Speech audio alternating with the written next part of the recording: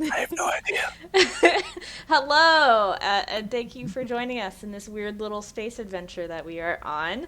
Uh, I am Just K on most places in the web, or DM Dalliance. You probably just saw me talk about myself in a weird top hat and mustache, so I'm not going to say much else about myself.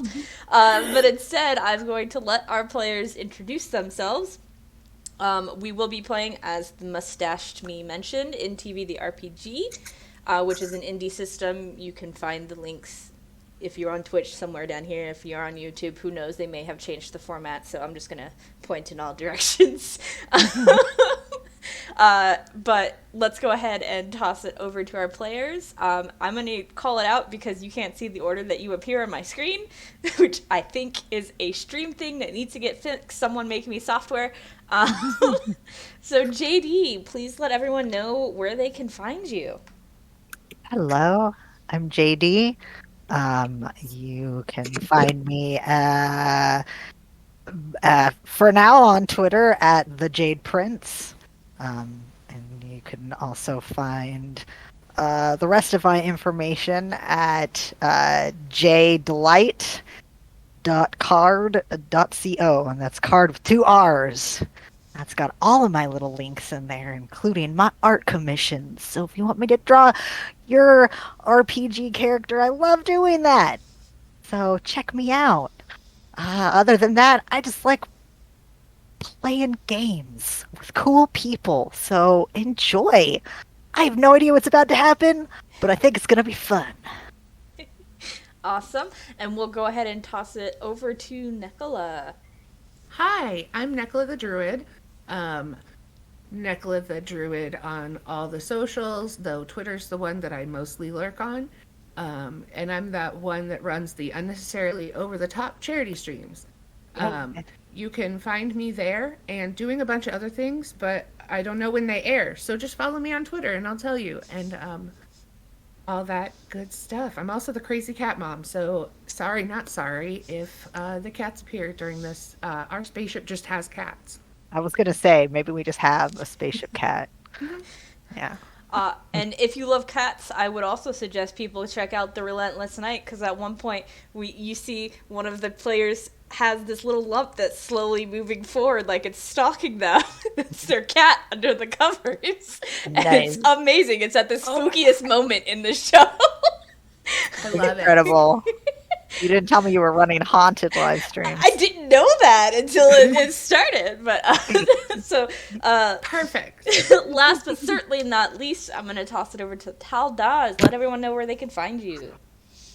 Hello there.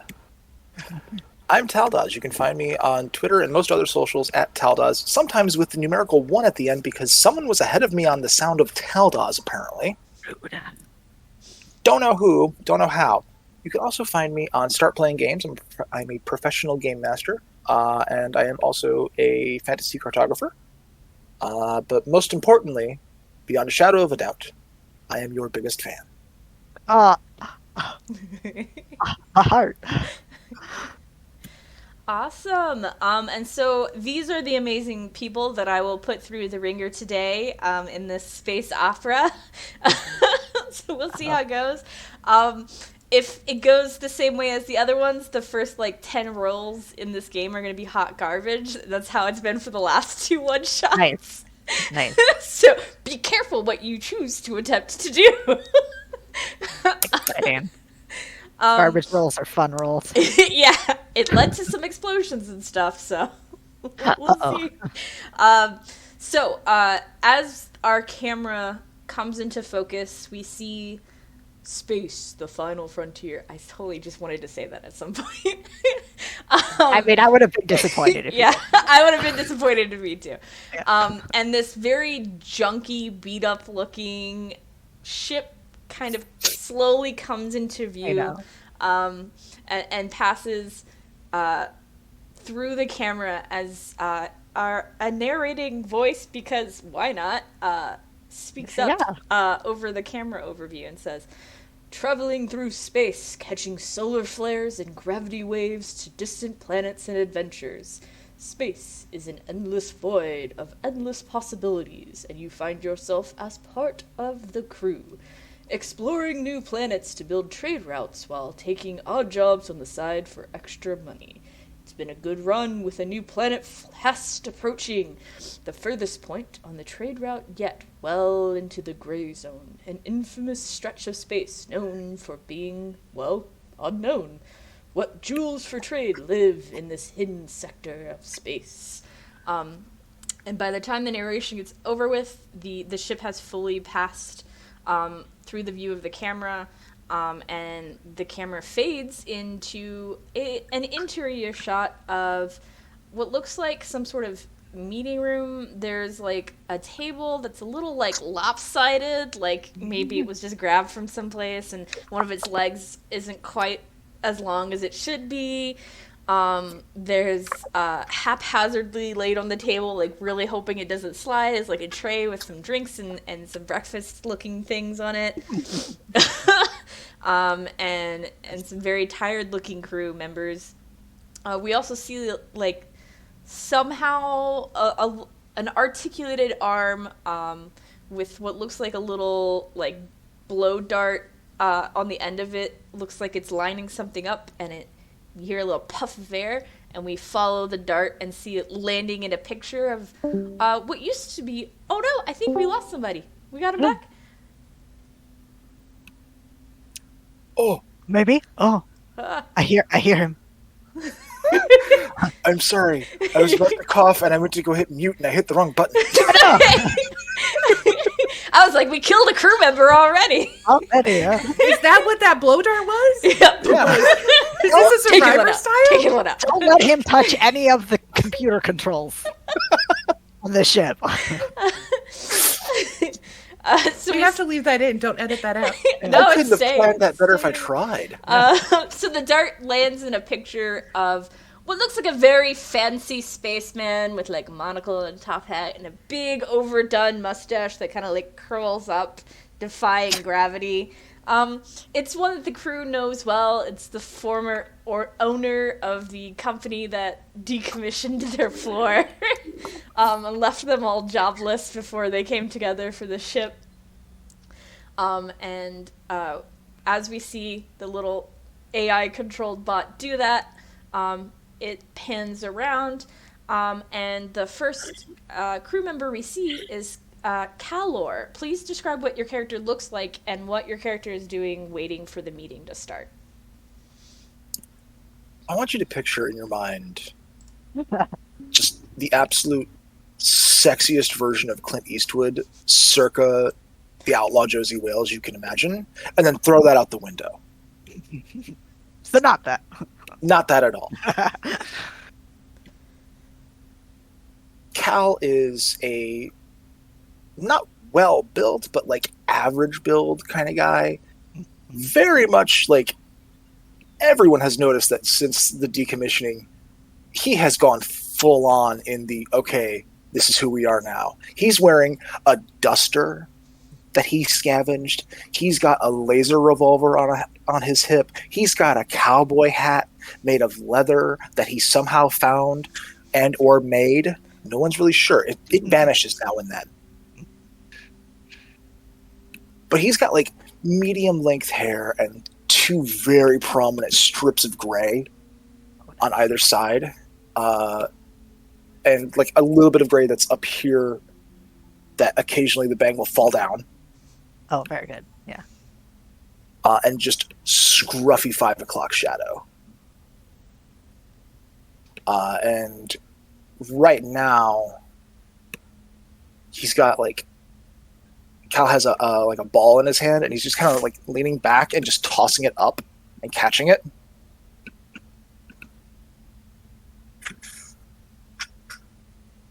How is he at catching it? Is he consistently catching it? Does he drop it? He's consistently catching it. Like it's not like, he's not catching it out of midair. He's just kind of like.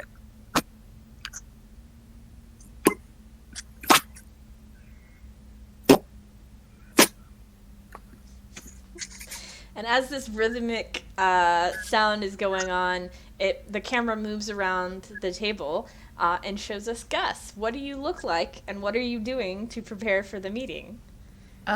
Gus is an alien, and he is very thin, almost like a walking stick.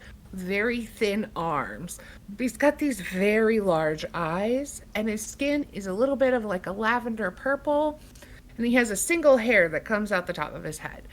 And he wears these like polo shirts that you recognize, like when he received these polo shirts, where most people got uniforms of like, 7 of them to last the whole week. He got 2 because he was having to like cut to like make them thin around his body.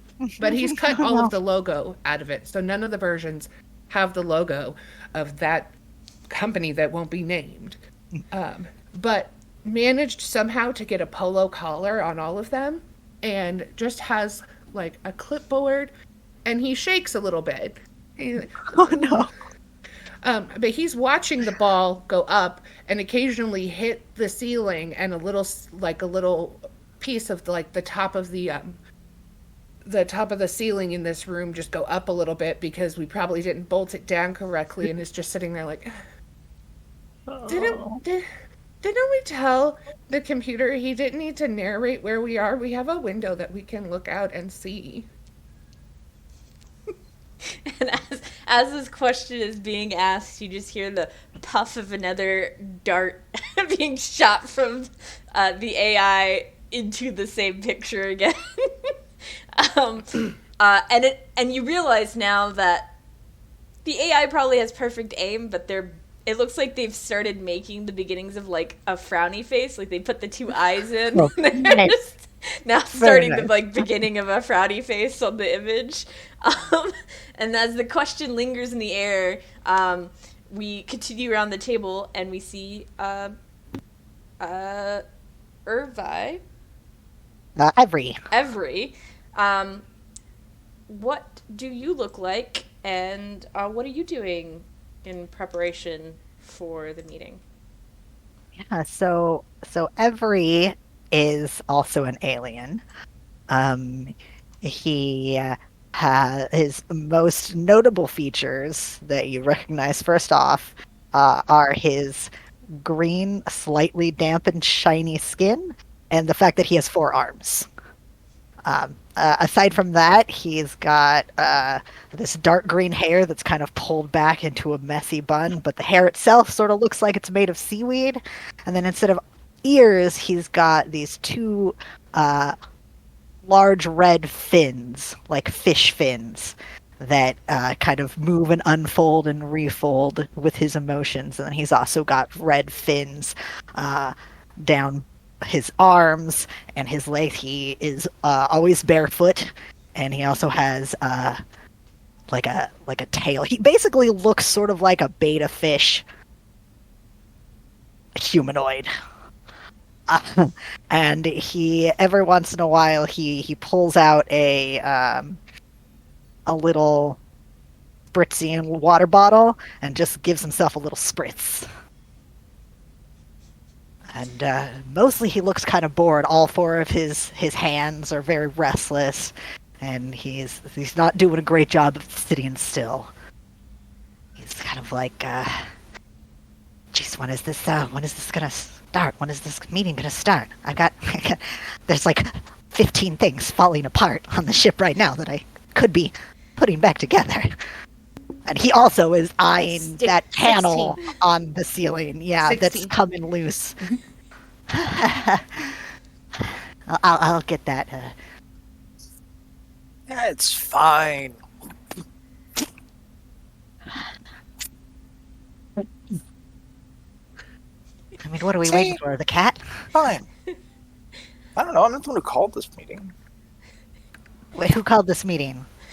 And as you ask that, the time switches over to like the official hour that the meeting was supposed to start, and you hear like a little like alarm clock sounding thing happen, and the AI stops creating its frowny face, and moves around the room, and it's almost like it's on some sort of track that you can't see, and it's squeaky, so it's making squeaky noises, and it like gets stuck at one point, and they like back up and then go real fast, like manage to get past that point. And 17. they're coming over to the TV, or to the meeting table, and rotating out their little air dart thing back into their body. Another panel comes out that looks like a giant TV, and they settle in and pull up the meeting agenda for the day on the screen. And the first one says, like, start meeting, and you just see it get checked off, and, like, the words get crossed off on the page. And the second item on the meeting agenda says lack of money. Oh, no. Okay, yeah. That makes sense. What happened to the money from the last score? You see the image on the screen changes to the like an expense report, and it's like fuel, repair.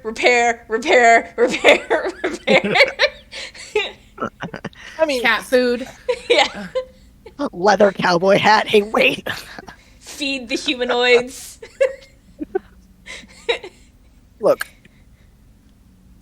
we can always forego some repairs. I'm not saying we let the ship just fall apart. We are already foregoing repairs. Trust me. Like what? What? Name one thing we've foregone in the last 3 scores.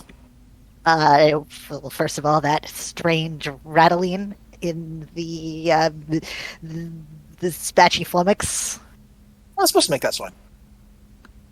I mean, until a piece of the hull flies off in low warp. In support Can we say of warp? the next image that comes up on the screen is what looks like a blueprint of the ship with just a ton of X's on it wherever there's like a repair needed.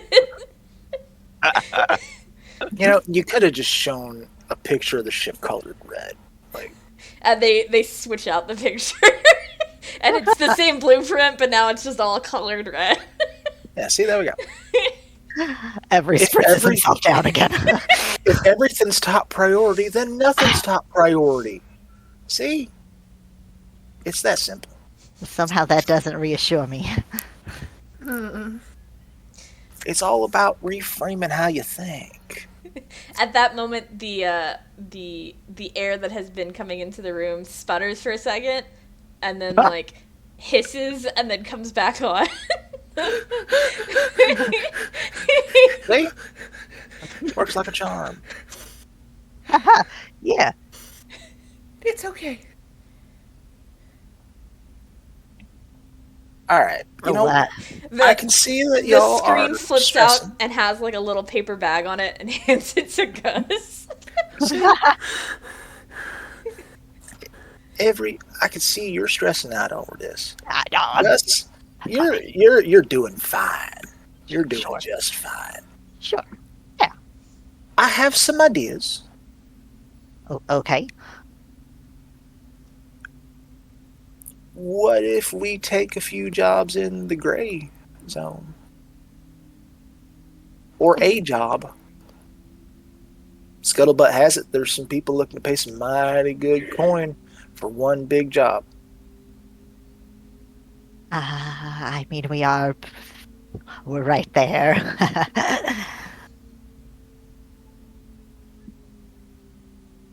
I say we go for what it. could go wrong? That hasn't already gone wrong. See? Does That's the picture thing then you flip need. to black? So it had switched to like a hand to hand you the paper bag that you're breathing into, and it gives a thumbs up, and then like switches back out to the screen. And It's a little BB-8 thumbs up thing. yeah, and it switches back to the screen, and like the top of the screen you see are like mapped stars that people know, and then like the bottom 2/3 of it is just like a grayed out, like clouds, fog of war type of deal. Sure. Cool. Well, what if... Yeah, I say we go for it. We need the money. We always need the money. Mhm. Yeah.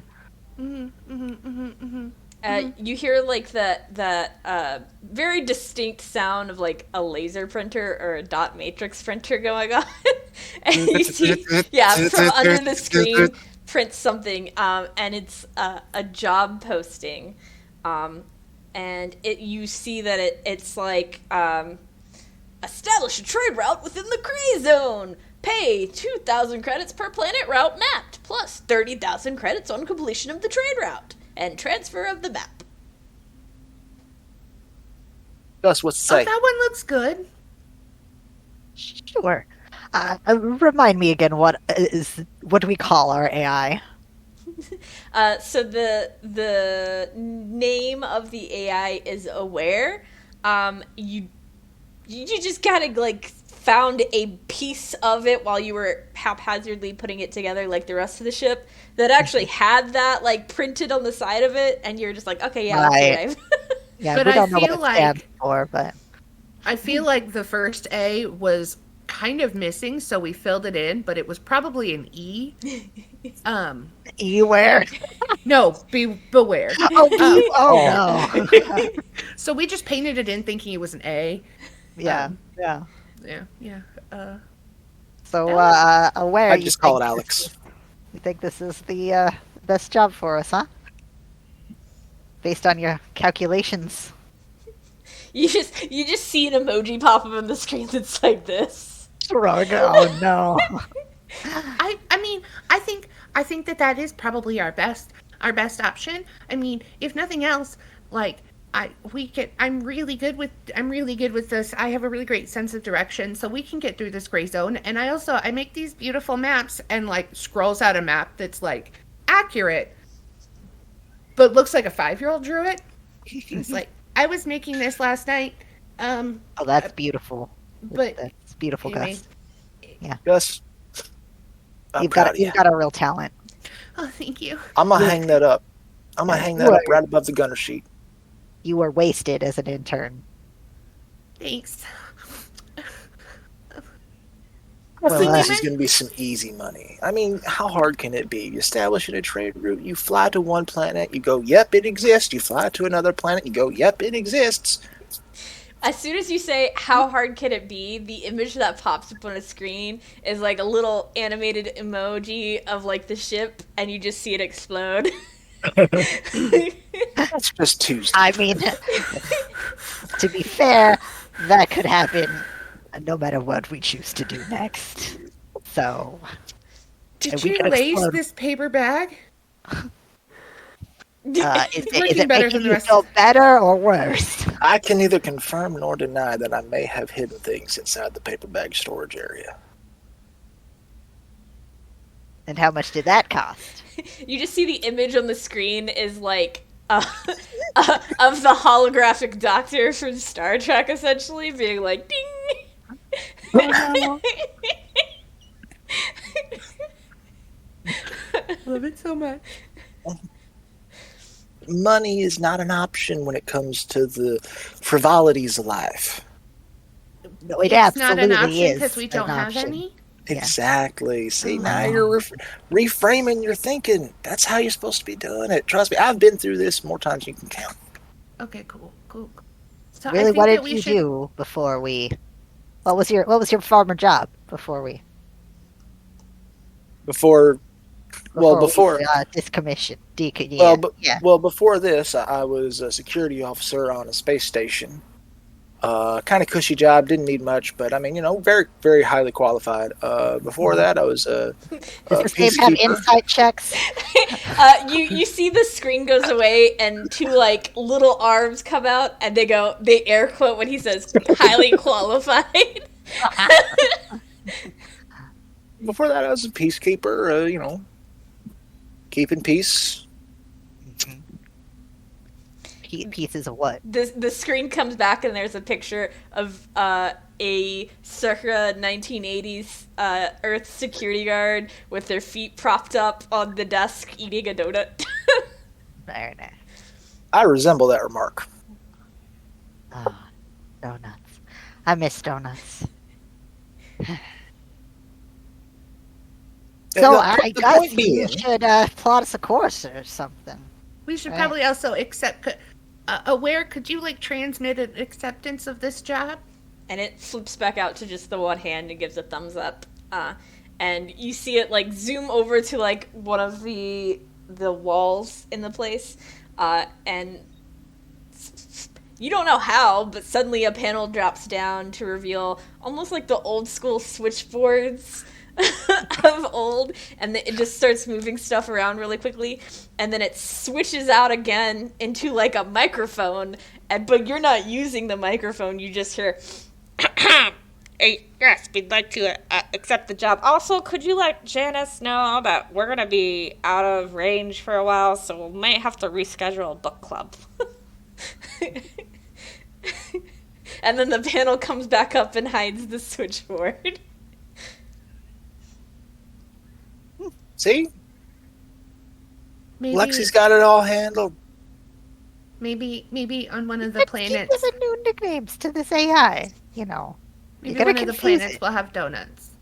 Oh, It's not my fault that Gus never gave it a proper name. I mean, it's got a proper name. Where? It's a where? A period W period A period R. That's not a period name, E that's an period- acronym. There's a difference. You think my name stands for something? It could. I think it stands for your name. Crazy ass. I I thought don't about know. it like that. I got nothing for L. While you all are just sitting there, it flips back to the screen and comes over, and you hear that same, like, dot matrix printing sound as from the bottom another ticker comes out. And it lets you know that it has also set up the transmissions to alert us once we enter the gray zone if they pick up anything. So maybe a chance of picking up an additional job once we get into the gray zone. But, you know. All right. Yeah. Step 1. Here we go. Step 1, enter the gray zone. Step 2, leave the gray zone. Step 3, collect the money. It's that simple. I mean, there's got to be a planet in there somewhere. We'll figure it out. Sure. And it switches its screen back to that very top half that's mapped, and most of the screen that's just like gray clouds, and it puts a green line above where the gray clouds are, and it's just blinking, and then it shows a little like emoji of the ship just way up here in the corner. And there we are. So small and vulnerable to the Yeah. elements. And moving too slow. No, this is a good speed. This is a really good speed. Safe. It's a safe speed It's a that our engines can handle. You hear the AI make like revving noises, like. Yeah, y'all worry too much. Someone's got to. All right, you know what? I'm going to take a quick break. All in favor of me going and getting just something to drink real quick? I mean, for everyone or just for yourself? I mean, What just about for the me. If y'all- drinks on the table? No. I need Wait, something they're to drink. gone. Well, we're going into the gray zone. I suppose we could all use a little something. All right, I'll be right back. I'm going to exit and go to my quarters to procure a just the biggest bottle of whatever I can find of anything pseudo-alcoholic. And I would like to pour 3/4 of it into the fuel. And then bring the rest back. So you enter your room and you look for this, and as you're like looking for it, you can't quite find anything because you frequently drink your stash. But then suddenly, somehow, the AI is in your room, and it's got this like fake looking face on and like looks like an old timey like bartender, and pours you a glass. That's why I like you, Lloyd. Always ready to go. And it like fake salutes you. It looks very much like it's gotten a puppet. It's just like top half of a puppet dressed up. to just Very pour you the nice. drink. I'm gonna lean as I'm just take a quick sip and then just lean over to Aware and like, don't tell him about this. And then I'm gonna do what I said. Okay. Oh gosh. I'm gonna have this be, I guess, a circumstantial roll to just see what happens. So roll me a d20. You don't have to add anything to it. Okay. We're and we'll probably also roll on the action result chart just because that one seems the most likely if this goes terribly wrong. Please don't immediately blow up our ship. First roll, explosion. That First is roll. not what I said. Shit. D20. That is a 10. Okay, so not great, but not terrible. No. Could have been worse. Very average. Also could have been worse. Oh yeah, we have roll 20. I can do that. Yeah. So you you start pouring it into the engine, and as you do so, it seems fine for a moment as you're pouring it, and then as soon as it hits the part where it's igniting and actually using the fuel, it has this like fire backlash that comes up and singes your eyebrows off, and you manage to stumble back. So you're now eyebrowless and a little singed. But it's in there now, and the rest of the crew just kind of feels a little kick for a moment. It doesn't last very long, but enough of a kick that there's definitely an increase of speed for a couple minutes. I feel like Every was definitely at that moment standing up on the meeting table trying to repair that ceiling panel that had come loose. Just, whoa! What is he doing? What is he doing to my ship? And then all of a sudden you see the AI in the room with you, and it's just like innocently still doing the darts game. Like it knows nothing. I feel like Aware knows something. Somehow. Huh?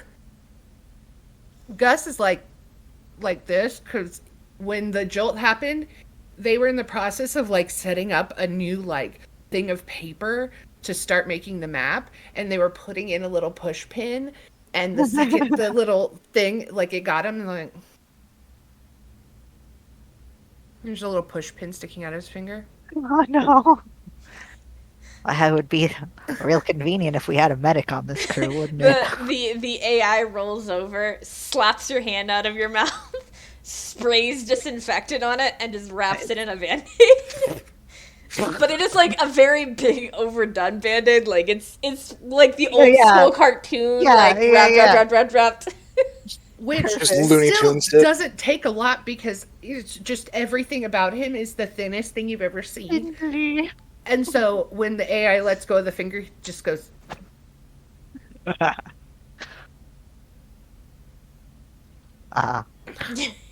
fine. The door just hisses open. I found the last little bit of a bottle of Jam Samuels. Oh, my favorite. Got a And kick why? to it though. That human stuff is nasty. What's supposed to be? Yeah, here. And Hand it over. As Cal enters the room, you also smell like a slight hint of like burned hair. Follow them in. And realize they don't have any eyebrows anymore. You know, there's something different about your face, but I can't. Oh my gosh, twins! Can't pin it down. I don't have eyebrows either. Twins. Oh, that's it. Yeah. I don't know what you're talking about. Oh, I thought humans were funny looking before, but no, you know what? You need your eyebrows. As soon as you say, I don't know what you're talking about, you didn't realize that the AI had moved or changed arms, but you just see like a bright flash, and you realize they've taken a picture of you without eyebrows and then gone back to their game. That's good. Yeah, we might need that later.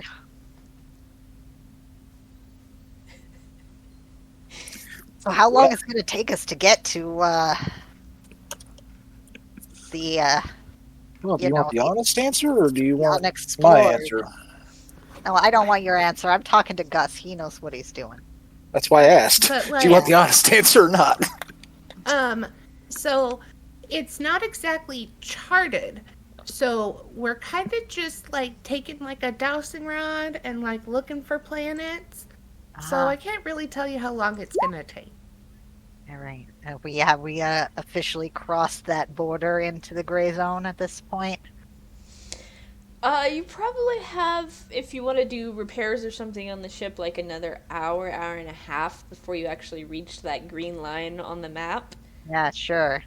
Sure. Yeah, I think Every would take that time to do as many high priority repairs as he could. Gus has taken over trying to fix that panel, because it's not a high priority repair, and Right. they're not that good at it.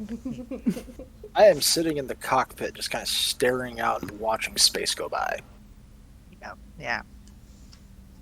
Okay. Every roll me mystery, and we'll see how many repairs you can get to before we hit that green line. All right. Okay, so I roll this and I add my mystery score to it? Yep. Thank you. Okay. Oh boy. 5! Okay. I told you I don't know what it is about, like Hot the beginning rolls garbage. of the one shots, but they're always hot garbage. Yep. Yeah, I just rolled a 2. Oh man. 3. So yeah, you can get to one One. repair Critical repair. Awesome. before we hit that green line. What one repair do you want to try and do? I am going to repair life support because that sputtered out during the meeting, and that feels like maybe the most important thing. So I'm just going to make sure that our ventilation system is working. I mean, Something it in the wasn't good high on Aware's checklist of repairs, but that's probably because they don't need it. Right. Yeah. Yeah.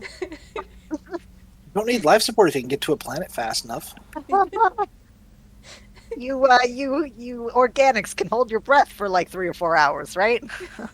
Totally. Yeah. That's how. For organics. So it takes you the whole time to actually get it repaired, but you managed to. It does very much look like a duct taped job, though. Yeah. Yeah. Like, it's fixed. Yeah. We'll be fine for now.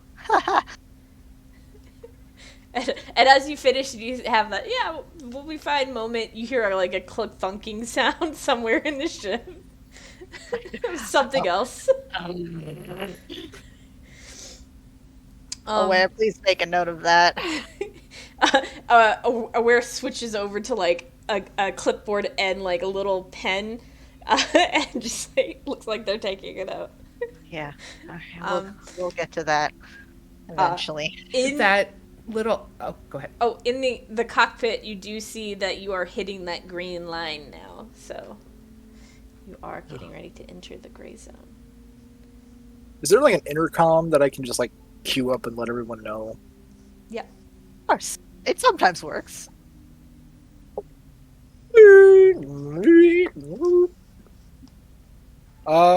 We just passed that green line. If y'all want to have anything smart to say or any last words, now'd be the time.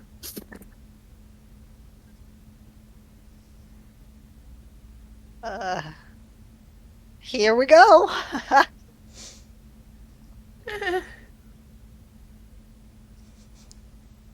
Where you got anything? That's his last words. This is exactly what Gus's last words would be. You have any encouraging speeches in that database of yours? I don't know if I need to. I don't know if I need to spend a point of anything to be the one who gives the answer to that, because I have a perfect one. Yeah, you Go can for it. spend a BS point. You guys have 6 of them. We do. Forgot about those. Aware switches over to a radio and starts playing, but like a garbled and clearly butchered version of the theme song for a donut shop that was owned by our previous employer.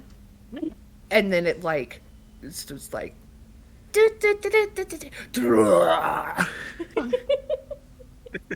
Oh no. And we want donuts. as they are playing that, and you guys have crossed the green line, because they don't have a destination or at least like a vague direction to head in yet. They're doing like the lazy like wee. Yeah. You're drifting slowly to the left. Yeah. We're just scanning. We're scanning. I guess we should. I mean, I don't know how good our scanners are out here, but if we can find a planet with intelligent life, that's what we're looking for, right? So maybe aware if you can scan for satellites or anything that shows. It switches out to a green like radar screen. Oh, perfect. Yeah. And you just hear bloop, bloop, bloop. Oh, good. Yeah, they've got it. I'm sure they'll find something out here eventually. When Gus had made their last words of the it was just an image of them running across the screen, but because they're tall, it's comedic. As they were running to the bridge, to go take their spot on the little navigation to watch the little radar, and it's like with their little notebook, they flip it, or their clipboard, they flip it to get the inventory that they were doing and put it underneath, and are starting to like just write down what. Nothing yet. Gus, 12 more clicks. Nothing yet. Why are you measuring the distance of us traveling through nothing?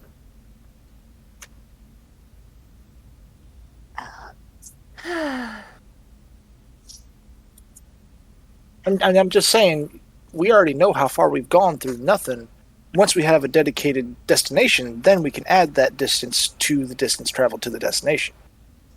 Right, but if we're making a map, we need to know how far that is, so we got to record how far we're going into nothing.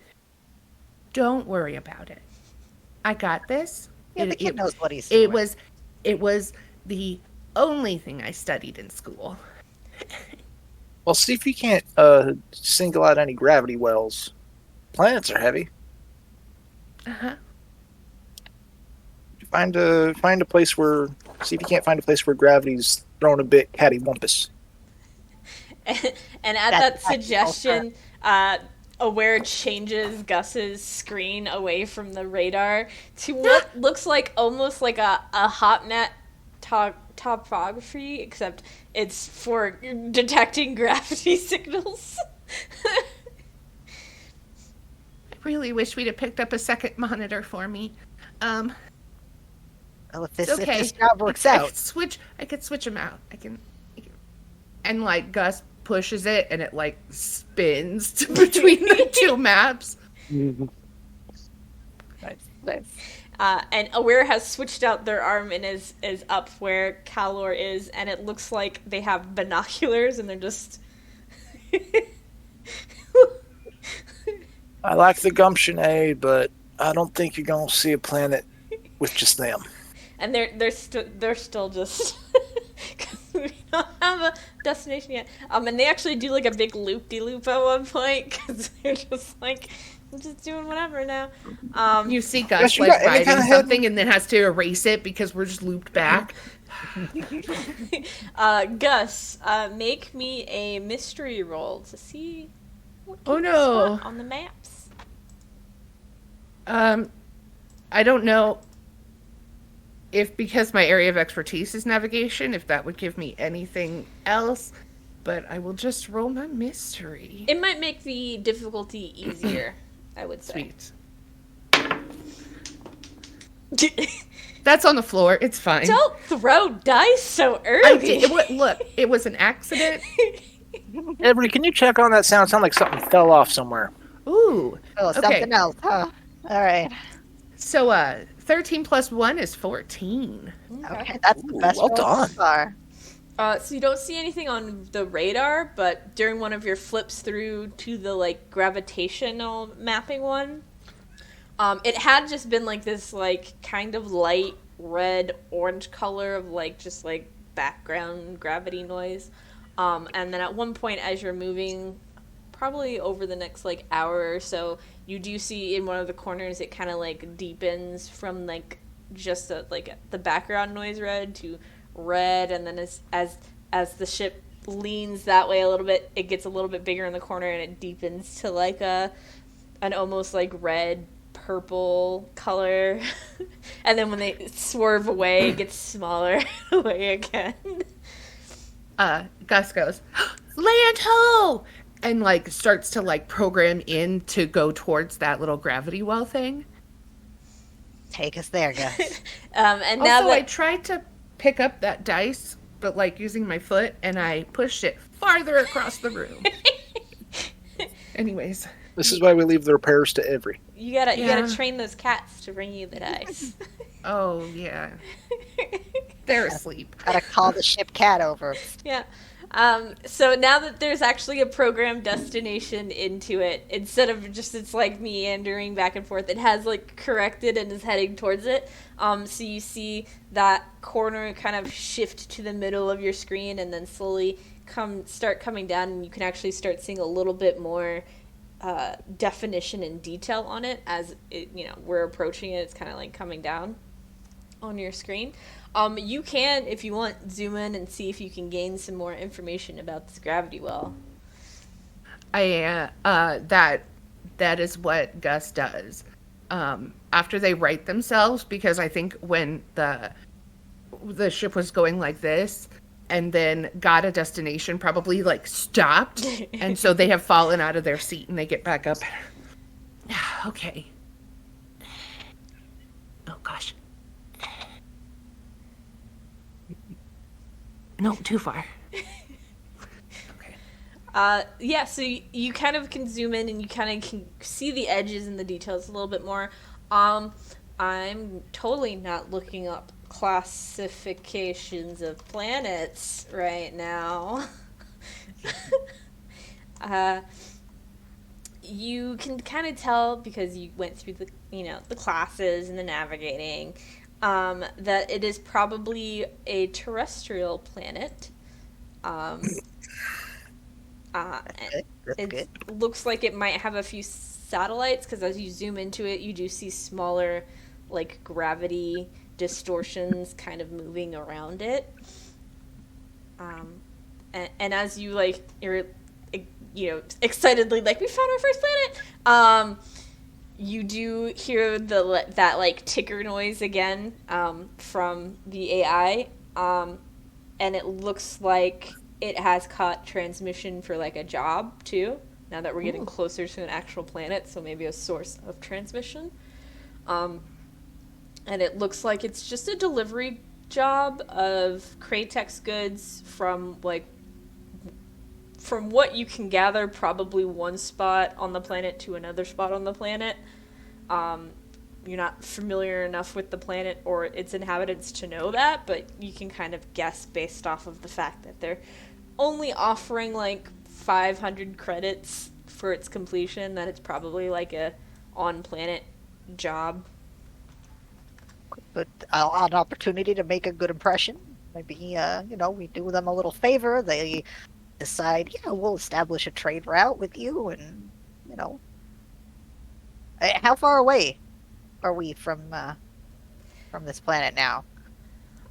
So the AI switches screens, and you can see that they give you like a distance, and they also give you a fuel level, and they show you like two options for time, right? They're like, it could take you most of the day, and we'll lose this much fuel and travel this far, or we can get there today, we'll lose this much fuel. It won't take us this long. Well, I'm all for conservation of fuel. I'm Personally. also all for conservation of fuel. What if we fly it my way? And what's your way? We go as fast as possible for a short amount of time, and then we cut the engines and let ourselves coast. And then we intermittently do that. Aware, could how you about that? calculate that? And you see, like, you know how those number tickers do the, like, spinning thing? Like, it does that animation on its screen as it's calculating. And then you see the fuel level has, like, split the difference between the, like, we can take all day or we could get there today. Split the difference, and it's going to take, like, 3-4 hours to get there. Well, I hate to say this, but I think Cal had a good idea. I am known for many a Gus. good idea. Gus pulls out like a little thing they had tucked in their navigation thing that was like a little mini calendar that is marking the days that Gus has good ideas. And it's got one way at the top and then like had a good idea. And then tucks it, scrolls back up and hides it again. That's probably enough time for me to get at least one more repair done. Yeah, you can try and roll for another repair if you want. What would you like to try and repair? It's a good question. What do we got on? Where? What are our top priorities right now? And it switches out its screen to that checklist, and you can... Again, its priorities aren't probably your priorities, so take that with a grain of salt because it doesn't need air and things to live. Right, I took care of the air. What's next? You see like engine gears, you see hull bolts, you see exterior port, you see cargo area, and you see what looks like a question mark, and then it like glitches out for a moment, and Aware has replaced it with food replicator. I know it's not on your top priorities, Aware, but I think we're gonna work on that food problem because us organics, we like to eat once in a while. Out of character, do we have any weapons? So I know Calor mentioned a laser pistol. Oh, I mean on the ship. Like, does the ship have weapons? I don't know. Do you all have weapons? I feel like we've got like one cannon that's there for like breaking up asteroids. There is That's exactly what I was thinking. There's an operational cannon in the front, and then there is technically a gunner seat in back. Yeah. Technically. Yeah, that sounds about right. And it doesn't. That cannon in the front doesn't really break up asteroids anymore. It just kind of pushes them out of the way. Yeah, good enough. It's called mining laser. Right. Yeah. There you go. I don't know why, but I pictured now instead of it having like the ammunition or fuel cells it needs to actually break up the asteroids, it just has one of those like giant punch boxing glove things. Yeah. That just pops. Yeah. Got a sock 'em bopper. Yeah. Oh no. Oh no. Okay. Yeah. So we're gonna make sure that our food producer works. Okay. Because we need to eat. And I forgot that I also have an area of expertise with engineering. Okay. Yeah, it will make So- the DC easier. Okay. Okay. Great. So here we go.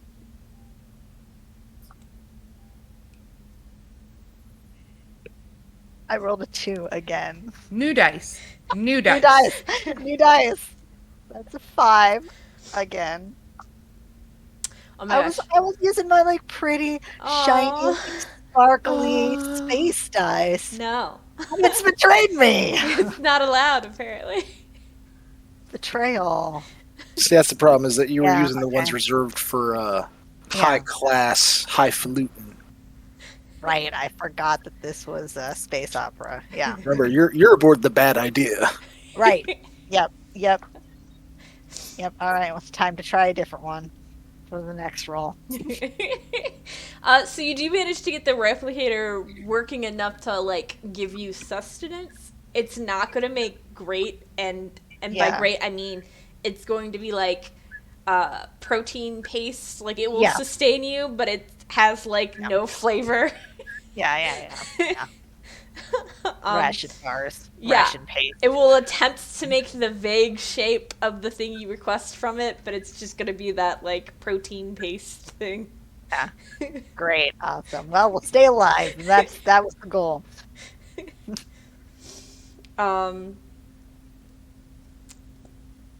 Yeah, if you had rolled better than a 2, I would have let you try and repair another thing, but I feel like the replicator No, takes that you took me a while. Yeah, that took me a while.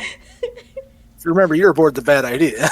I'm aboard the bad idea, and I was not trained in engineering, so Every is just flying by the seat of his pants. So really, these rolls make sense. While Every's working on it, Gus doesn't realize that he's working on it, and like has a cup and goes up to the food replicator and goes Earl Grey, hot, and then just it Sludge. Yeah. protein paste. It It's didn't look slightly like that in warm. the movies. Yeah.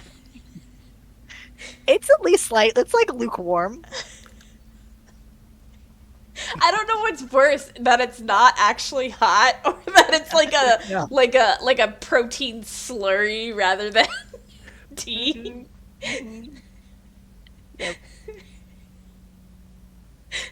But you got all your daily vitamins and minerals.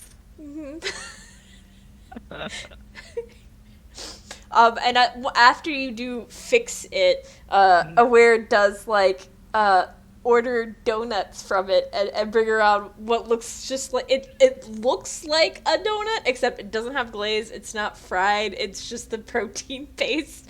Slightly It's gray. shaped- In a circle. Yeah. Finger through it. Oh, but the gray stuff is delicious. Not this gray stuff. Not this gray stuff. Yeah. Well, we'll live. We'll survive. We'll talk about thriving later. So as you do actually get to where you can finally see the planet off in the distance, you do see ships seeming to come to and from the planet. So it does seem like maybe they have some sort of spaceport or something similar on it. And yeah, Gus, the AI joins you, switches back out to the binoculars that they did when you can finally actually see the planet, and just stares at it. And when Aware turns and looks at you, Gus, with the binocular things out, you see like eyeball emojis just blink, blink. And they change back to watching the thing. Yeah, and it's not the most trafficked planet that you've seen before. It's not like a major space hub or something that you have encountered where you've had to like dodge and navigate through ships to try and get to some sort of spaceport. But there is enough traffic that you can spot like occasional ships seeming to like enter the atmosphere and leave the atmosphere of this planet. Enough that Aware can kind of guess a place that would probably be able to accept a ship landing there. And Kalor, you see on your screen pop up the questions. Pop up the question, would you like to land? And it's like a big green yes button and a big red no button.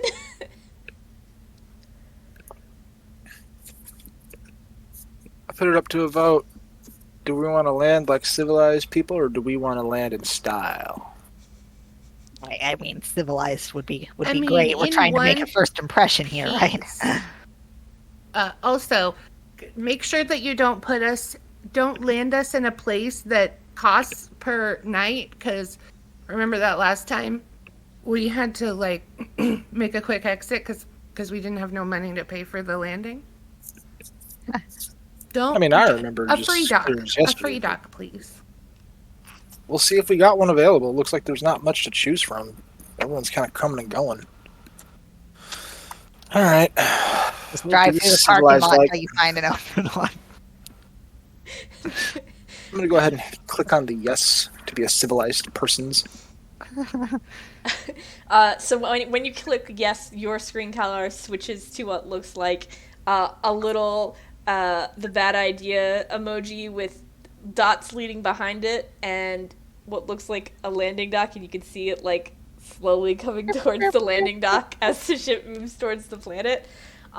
It kind of guesses where one might be and heads in the direction it sees a lot of the ships doing.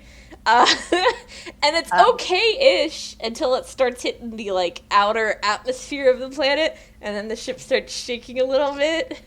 They're prioritized hulls. And then a couple of times it has like enough of a drop that you have that like bottom out of your stomach feeling where it like drops suddenly, and then it like kind of like even gets itself that evens out.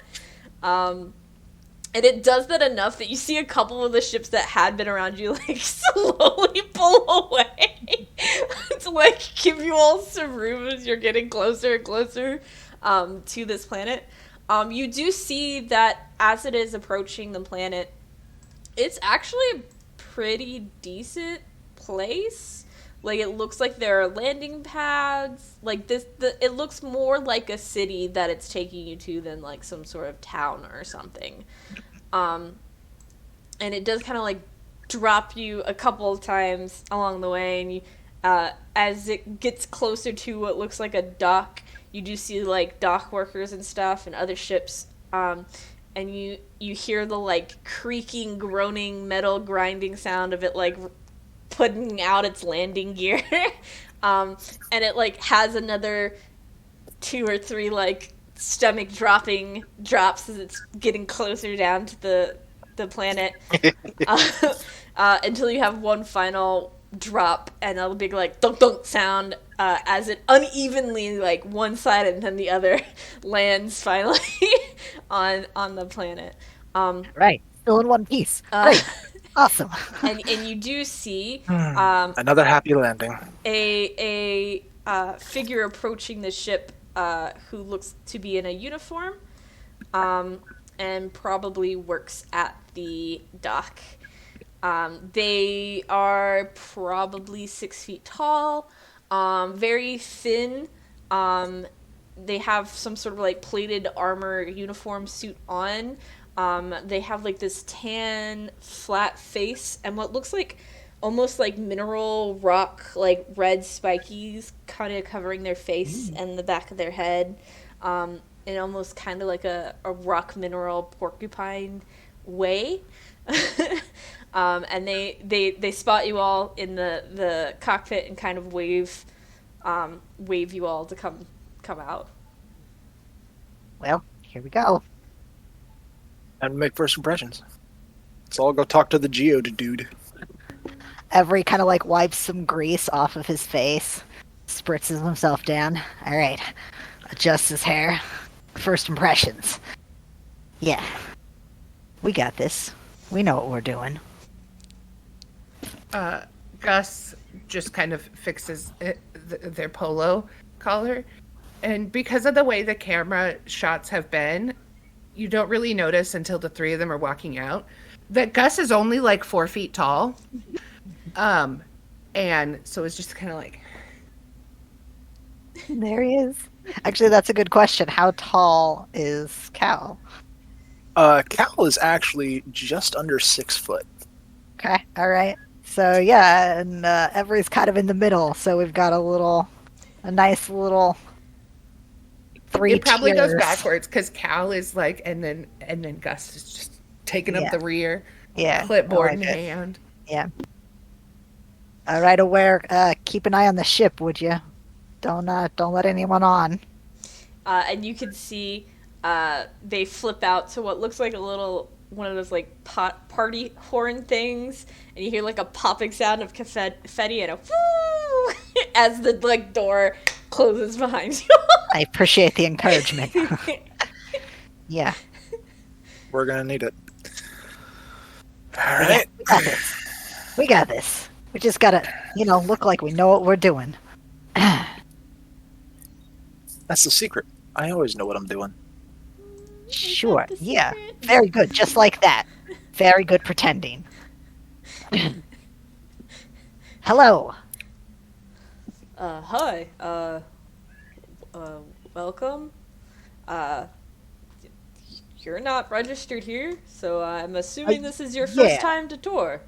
Absolutely. This is our first time, and just let us know what you need from us. We're here. We'd like to talk about setting up some trade. We're a little kind of some mercenaries here. We're good at delivery, cargo transport, passenger transport. We can do just about anything. If there's something we need to do to set up business here, temporarily, then that'd be great. And also, how do you spell Tor? Tor. I got it right. You can see like he's taking it back for a reason. Well, I will need you, and he like pulls out a data pad, a little fancy data pad. I will need whoever's the captain of the ship to fill out the ship's information to register, so that we can have you in our records. And then we can get you set up. If you need to resupply, you should head over to the general goods store. If you're looking for jobs, I suggest the dock bar. The owner there knows just about everyone and everything happening, so it's probably your best bet. Much obliged. And paperwork? Yeah, Cal, that's our captain. He hands you the data pad. And then Gus sneaks in and like pulls the data pad down to start filling it out underneath Cal.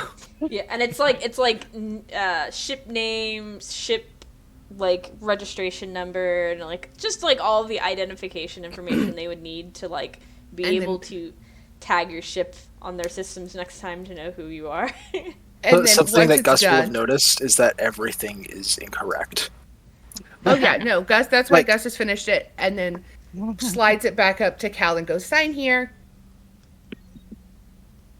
You know, part of the reason I do these things is so that we don't have to deal with bureaucracy. Your first Hand it impression. back. Yeah, Um, but if Just Yeah, no. Here is where you sign. that's where I. Oh, sorry. I signed below that. I signed on the second one. Yeah, it's okay. There you go. And are you all going to need any refueling or anything while you're here? Yeah, what is the current market rate of fuel on this planet?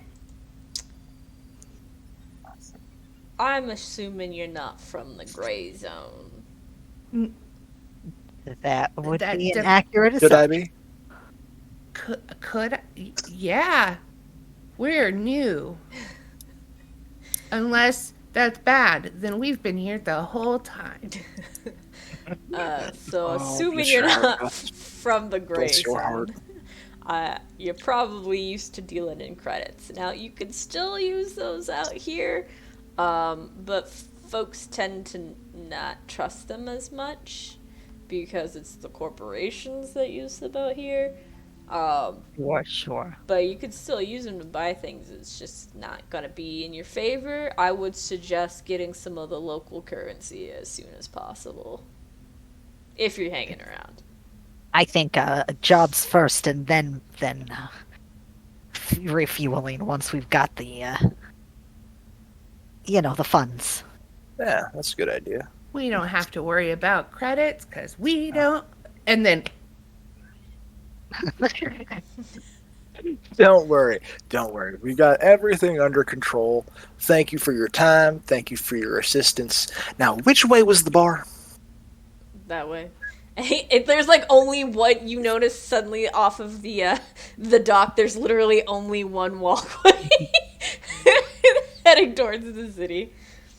I feel like before they head out, Every just like slides a little aluminum pan under the ship.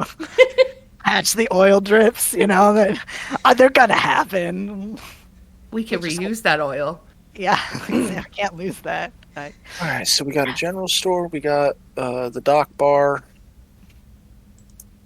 Is there I can check out the dock bar, see if they got anything that might be a little bit under the table for us. It could No, also be over the table. We're out of the It's corporation's not our first reach. time in the new place. Maybe we all ought to, stick together on this one. Well, I'm not Also, saying we it's go not like elsewhere. I'm we can go saying anywhere else because we can't spend any of the money we don't have. well, the general store clerk may have a job or two. Our first, I think. Yeah, let's just all go. It's fine. High risk, high reward kind of thing. Okay.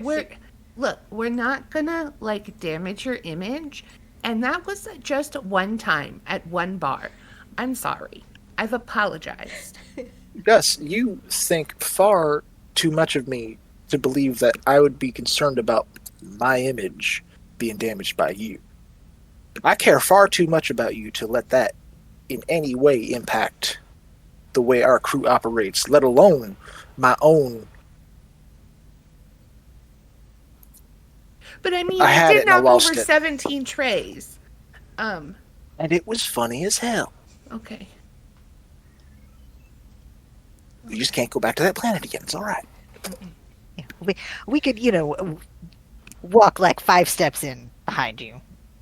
Pretend like we're two parties. Why would I want you all to be pretending you're not Well, with... if you need to, hook up with some underground element. No. Okay.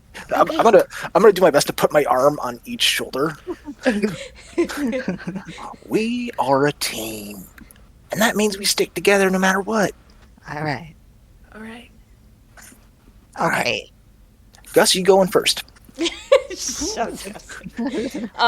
the bar you have reached is very much this like neo, almost cyberpunky bar. It's got like a giant neon sign outside. It's very like roughshod, put together, like built there kind of deal. It's got like what looks like adverts instead of windows for the outside going on, and it's like talking about some sort of like speed racing coming up, and it's like, oh, space cola. My favorite. So refreshing. I didn't know they had that all the way out here. And then when you enter into it, it's very dark, and it's almost like one of those like blacklight clubs or blacklight bars. Nice. There's like little centerpieces at each table that seem to have like some sort of bioluminescence or something moving in them. There's like almost like spray paint graffiti for decoration for the walls. There's like some synth beady music going on, but it's at a low enough volume where it's not like blasting at you. And there are like clusters of tables all around, and then in the middle is this like circular bar, and it seems there's like one person zipping around serving people at the bar. Now, do we see a market board or some other form of Craigslist. Yeah. Not in the bar, no.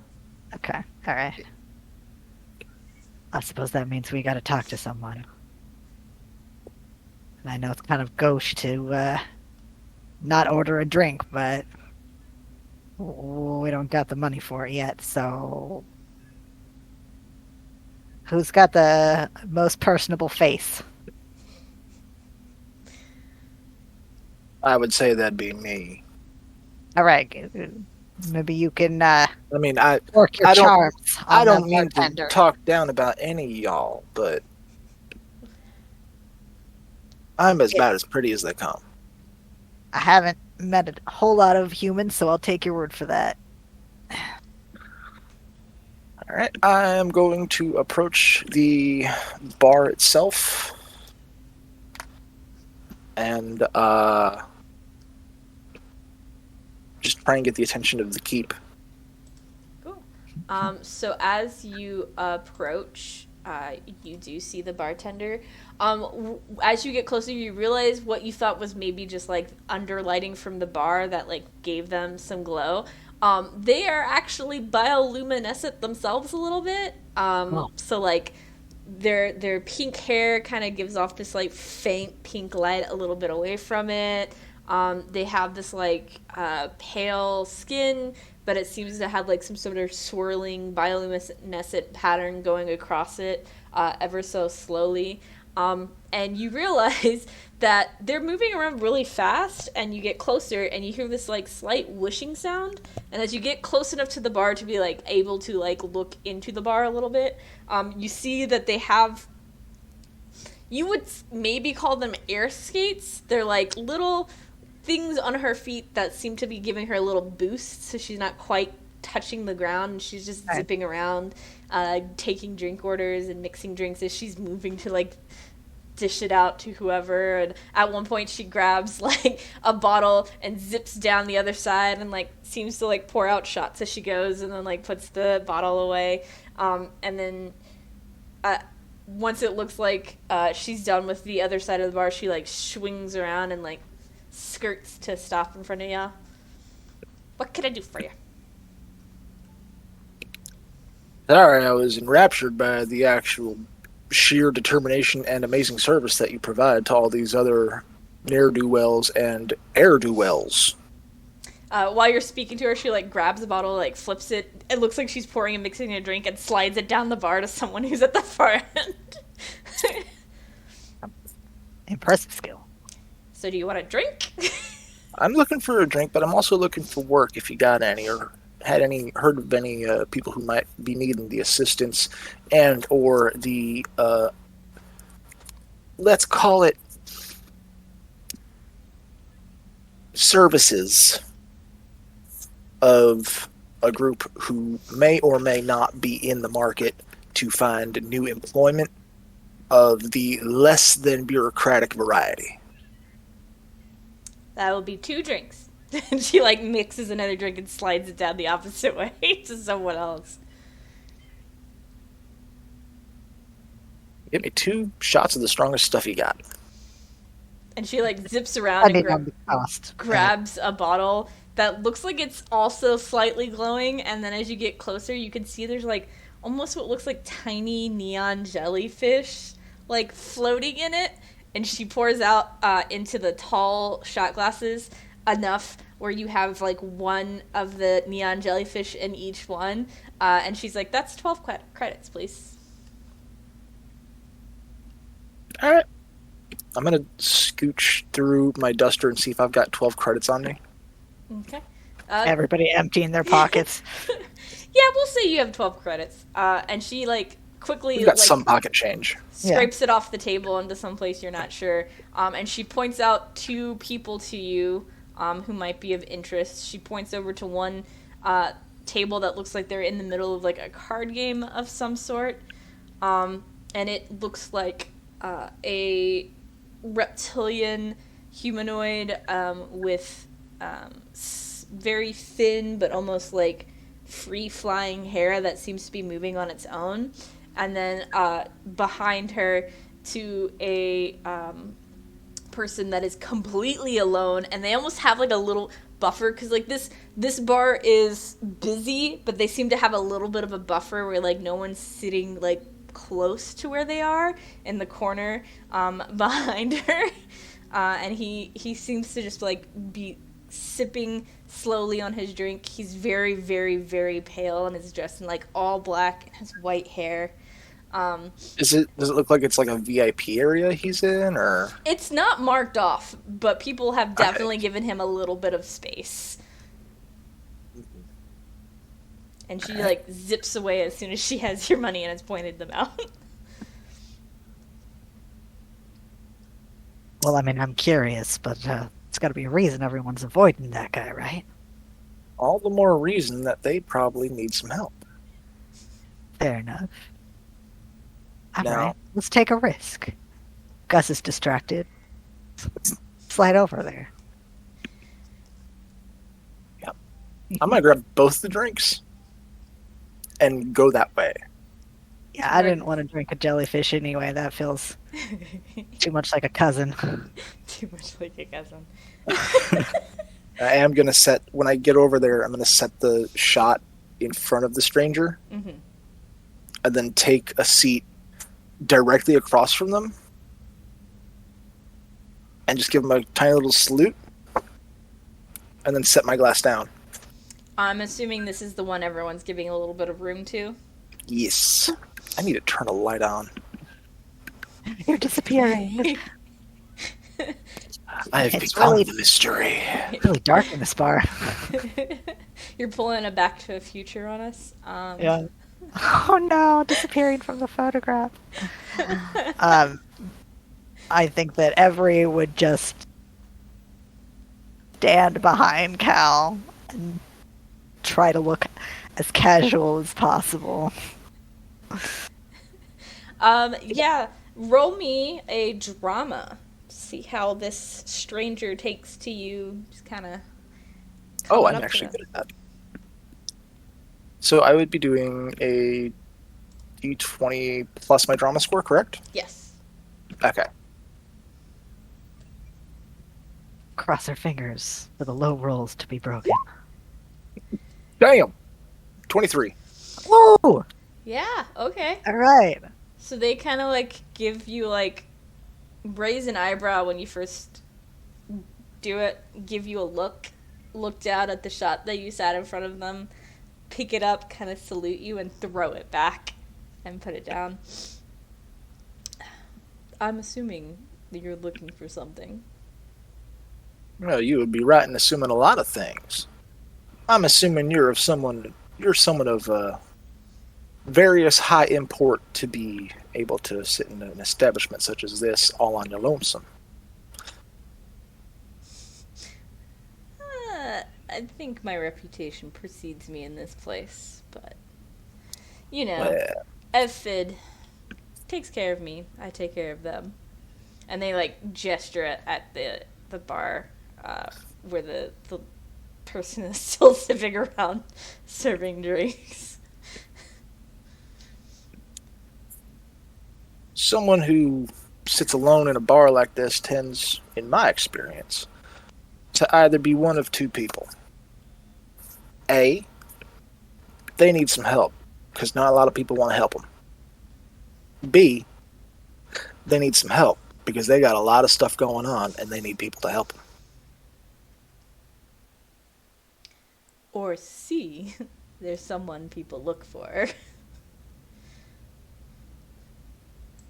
Either way, you fall into A and B. I'm assuming you came in on that bad idea ship. You're new here, That's right. so I'll help you out. My name is Borsarth. We're sorry. I'm the Could you kind of spell that for us? person you come to when you're looking for information. For instance, I know your name is Calor, their name is Gus. Well, nickname is Gus, anyways. And your makeshift engineer's nickname is Every. So I'm. That's not disturbing at all. Yeah. And you left your AI aware in charge of the ship while you came seeking drinks and possible jobs. I'm also betting, since this is your first time in the gray zone, that you took that job offering for trade routes. Mighty well informed for someone sitting alone on the lonesome. It's my job to be well informed. Well, seeing as how you seem to know us so well, presumably you might have an idea about the right kind of job for a team like us. See, that was just a sampling. My job is to know things. My job is to not give away that information for free. No one said anything about working for free. Well, I mean, we're not going to pay you to work if that's... Yeah, we need to earn fuel costs. Obviously, if you got information that would be of beneficial import to us, then we can work something out and do a few things for you, some favors, do a few jobs for you in exchange. If Cut you in. information is indeed your stock and trade, then I can assume information is also what you prefer to deal in as a currency.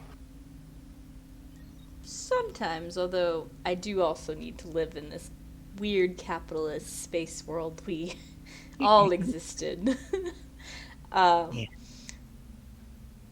I don't give away anything for free. But I do know that Ephid has probably pointed out some people, myself included, to you. So I always trust a bartender. So you more of a broker then, less of a person who needs personal assistance. Yeah, I'm a broker. If you come across an interesting information, I might be willing to pay for it if it tickles my fancy. Or if you're looking for information in particular, you can always buy it. Right.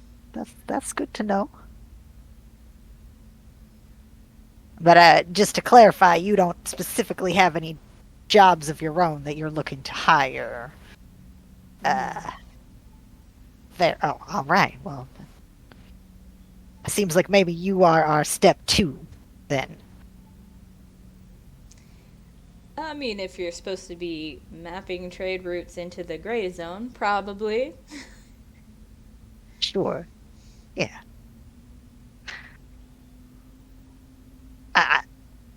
I don't know, a not awkward way to say sorry for taking up your time.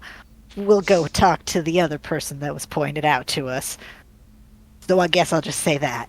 I will give the friendly suggestion of probably losing a hand of cards to the next person you're talking to might smooth the road for you.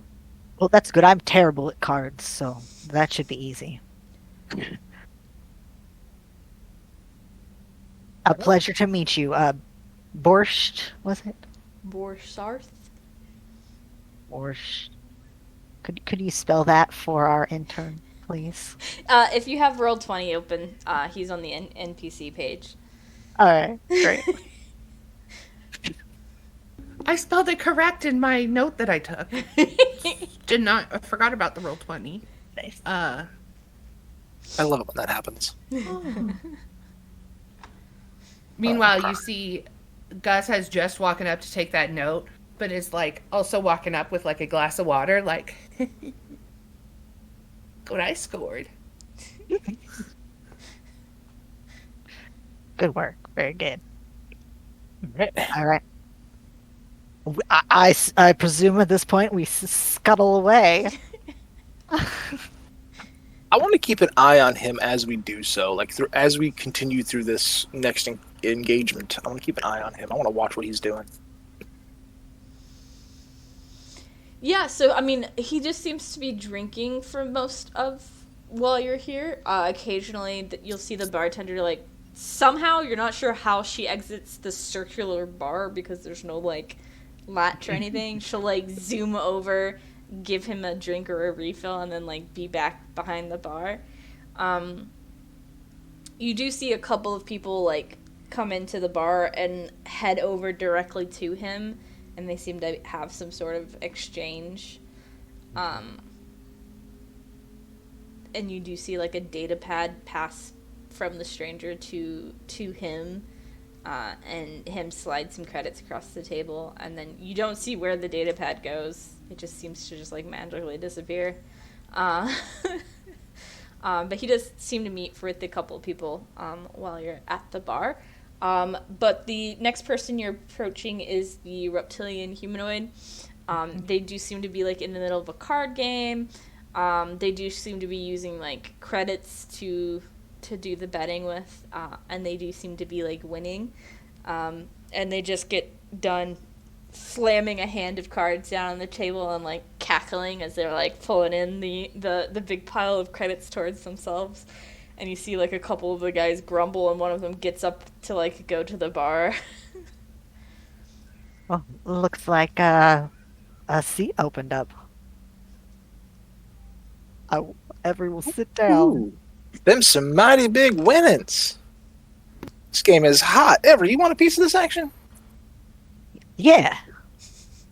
The individual kind of just like looks you up and down and is like playing a credit between their fingers like back and forth, and then just kind of like gives a lopsided smile. It's like, sure, you're welcome to play if you got the credit. Every's little fins kind of like flare up. Like, sure. How much is the buy-in? Buy-in's 20.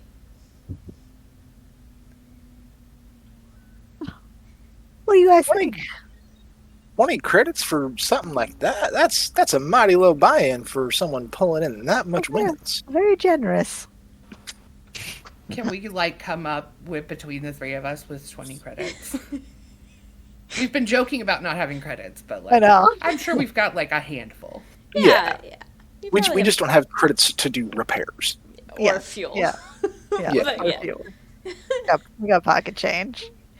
Yeah, you have enough to probably buy in. All right. 20 credits. Gerald Dillerman, and you see like this little he almost looks kind of like Gus except taller, and has like a little bit more beefiness to him. He's more like square than just straight up skinny. And he grumbles angrily and like passes out the cards. Here we go. Is he red? Yeah.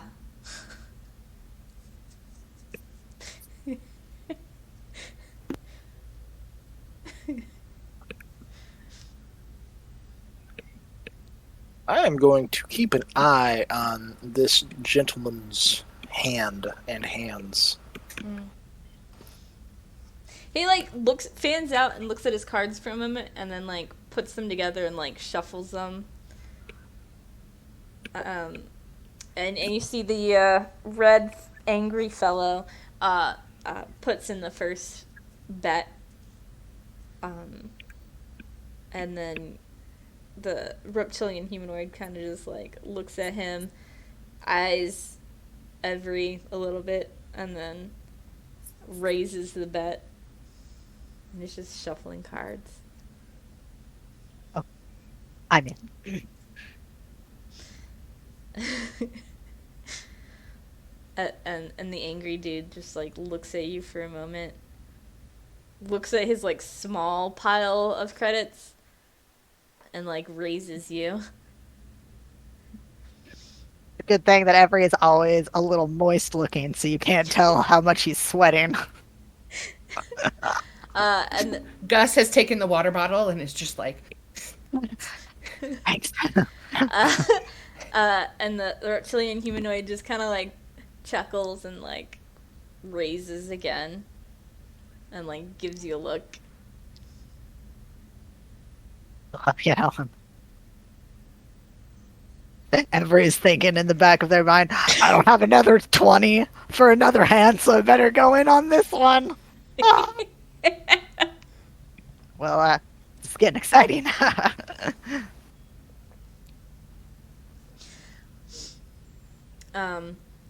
The little red angry guy like grumbles and like puts their cards down on the table and almost seems to like bump it when they get up, and like waddles over to the bar. And Not having a good afternoon, huh? no, he's always like that. Oh, even if he wins. Yeah, That's he always finds something to be angry about. can't see why in such good company, such diverting entertainment. You're a nervous fellow, aren't you? Oh, I'm just. I can just tell how confident a person you are. And they like chuckle again and like toss in another raise to the bet. Well, Gus, how much have I put in so far? And Gus whispers it into every, because Nicola has no idea. So Gus Yeah. just like whispers it. And then hands like just a little bit more, but there's a bunch of lint and an acorn in it. I put down both the credit and the acorn. All right, time to show them cards. And they like lay out their cards. Yeah, I'm guessing Every doesn't have anything, but he was doing his best to bluff. So the way we're gonna find out if you have anything, All right, okay. is we're gonna do the classic game of rollies. Rollies. Rollies. So you'll be able to roll a d20 and add your drama modifier to your Right. rollies. Well, I'm gonna use the dice that's been screwing me over because we're trying to lose this hand. Perfect. Okay, so we'll see what we have. Where we land. All right, that's plus drama. Yep. 11. Ooh, just barely lost to them because they got a 12. Oh, so close. Just like one card off, and I would have got you. So they kind of like just laugh under their breath and like pull the pile into them, and as they're straightening out their credits, they're like, "All right, so why are y'all really over here?" Well, if you couldn't tell from our somewhat ramshackle appearance, we're new in town. We're looking for work. We hear you might be able to hook us up with that. I mean, it depends on your proclivities to certain activities.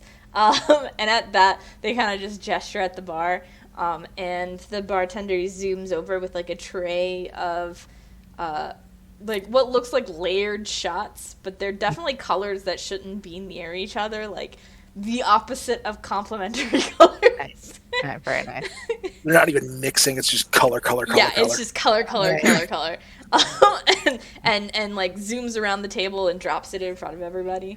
There's like one in front of Keller, one in front of Gus, one in front of you, and they drop two in front of the reptilian and then zoom off. You know, we're flexible. We'll take on pretty much anything that Our We've ethical got the threshold is very low. that's one way to put it. Sure. You know, we like to avoid murder if we can, but aside from that, you know, They like pick up one of their shots and like salute you and like toss it back and put it upside down on the table. everybody takes a sip. What does it taste like? So it's like a badly done jello shot, like not quite fully solidified enough to be a jello shot. Squiggles down your throat. Yeah, it kind of squiggles down your throat, and it does have different tastes depending on the colors. So it's like at first it's like almost like a sour grape, and then it's like someone squirted a lemon or a lime into your mouth, and then it's like salt water, and then it's like some sort of like vinaigrette base. Very interesting. You know, if we like put this like with the protein paste, Actually, you're right. That could really improve the taste. you don't understand how it's happening, but Gus is just each sip is taking just one color at a time. That's talent. And he like That is turns an to intern who Calor. knows how to drink.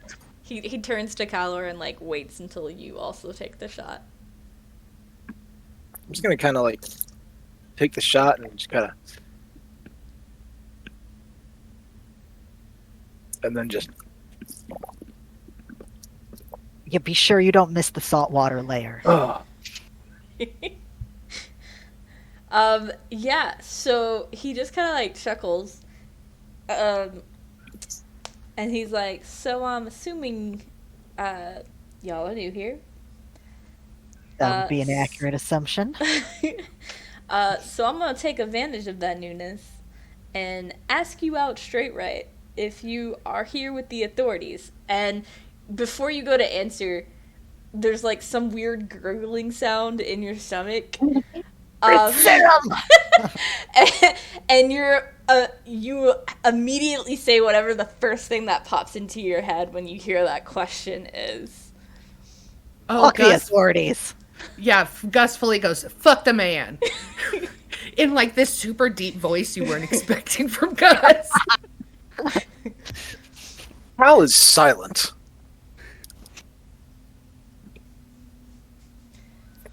And then he just goes, which authorities? Paranoid man. That'll probably serve you well out here. So I am Grublot. I might deal in the more painful of devices that you run across. Painful in what sense? They hurt people if you shoot them at people. Oh, sure. I understand. Yeah. Right. Yeah. Okay.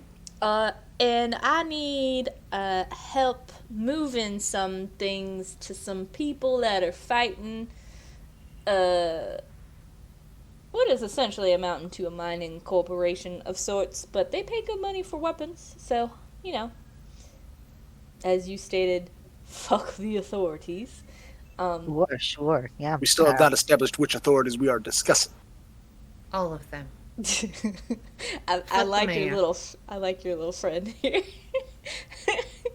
There is the topic, however, really of whether or not authority is derived in the individual, in which case, yes, I am indeed with the authorities, as in the authority of myself. However, if we are discussing the authorities in the abstract sense, then no. He just like laughs and like sits back. He's kind of like relaxed, but as he shifts back, his jacket falls a little bit to the side, and you see like a massive hand laser pistol that's just kind of like tucked in there. And he's like, well, in any case, I have a small cache of weapons that need to be moved to a town. Now, I'm not telling you how to do your business, but if you do decide to move these weapons, you can kill two birds with one stone. As I believe the General Goods store owner put out a request to move some crates to the same location that the rebels would be very efficient. picking up weapons from as well. So if you wanted to do two jobs at once, we could probably arrange that. Sure. Viva la revolution. Can I roll something to recognize that laser weapon of his? Yeah, I would See if I can find like is it like specifically?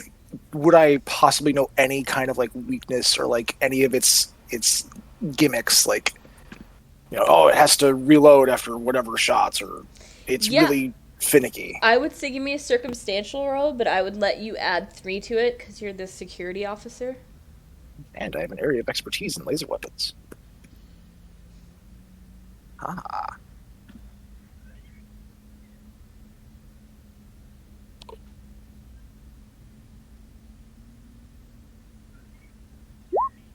$15.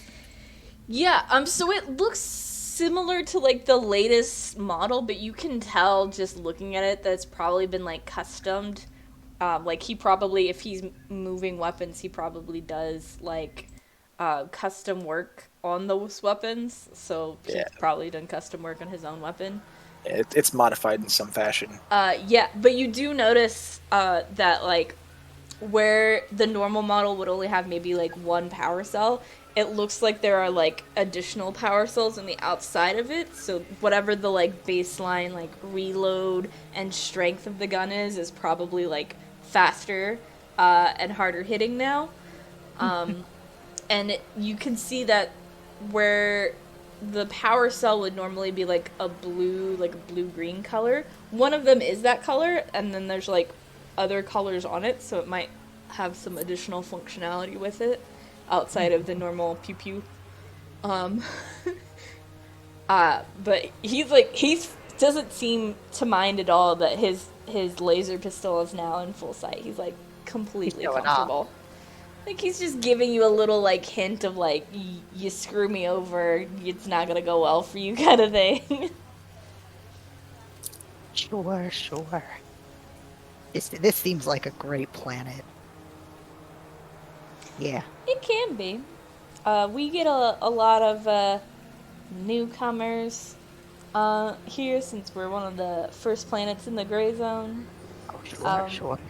You're either gonna survive in the gray zone or you're not. Most don't. So Great. get that bright-eyed out of you as quick as possible. Sure, sure. Well, hopefully if we end up being able to help you, that'll tarnish our reputation in a good way. A little bit. Scrub some of the new off. I mean, there's plenty of work on the planets if you can survive and actually make it to them. Right. So what kind of payment are we talking? I can give you 200 before you complete it, and then once I receive confirmation that it has been delivered, I can send you another 400 credits. That's pretty good. Now let me understand something. We are to be delivering these goods to the rebels, correct? Mm-hmm. You would pay us 200 down, and then 400, so a total of 600. Mm-hmm. To take on the hazard of possibly gaining the ire of a corporation where there is no law. I mean, law is a loose term. Think of this like a beginner level job. I don't know you. I don't know if I can trust you. So this is an attempt to build some of that trust. You see that hunk of junk out there? I'll point to the bad idea. Hey. I mean, yeah, you're right, but, she got feelings. She got feelings. Now, anybody and their mother can take any shit and get it to where they need to go. Doesn't need anything. We came in that thing. It's true. Which means we know how to get stuff done, and we know how to get it done reliably. We're pretty good in a crisis, because we experience multiple crises per day, usually.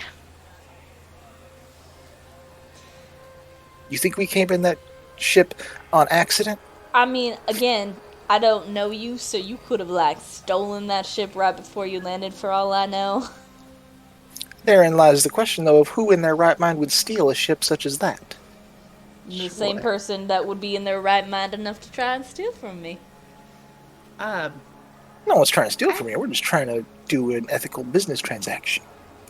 I have an out-of-character question, because I don't know how credits work. Is, 600 good? How much is it going to cost for us to refuel? Is 600 actually worth it? So if you're doing, an interplanetary thing, the going rate for interplanetary is probably, 300 to 500, so, a total of 600 to do it is good. If you were doing between planets, it would be a higher thing because depending on distance or whatever. So if you're essentially getting 2 interplanetary jobs going to the same location for a total of a little over 1,000 credits. So it's pretty good. Okay. It's pretty good, yeah. Yeah, not implying that we would ever steal from a gentle being of your stature. Simply, why am I suddenly from Louisiana? It's because the accent is catchy.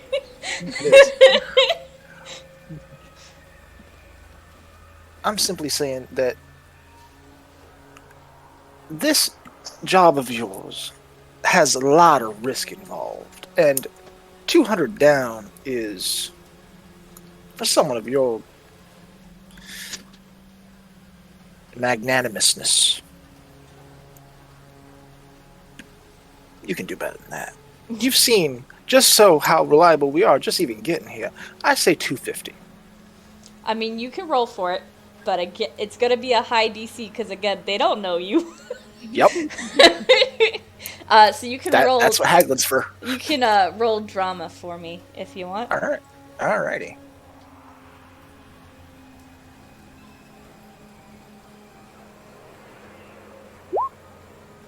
Six.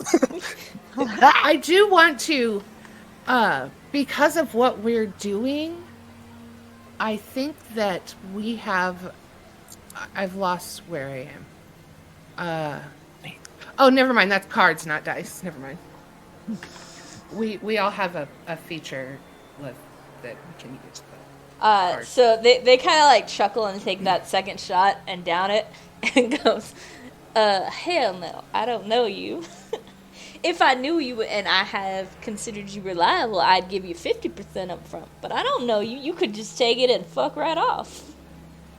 You know, Gus takes that's a good point. the spray bottle that they were using for Every and just squirts Cal with it real fast.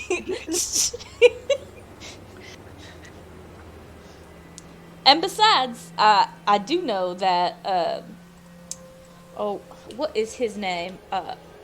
Ram, at the general store would probably give you a percentage up front as well.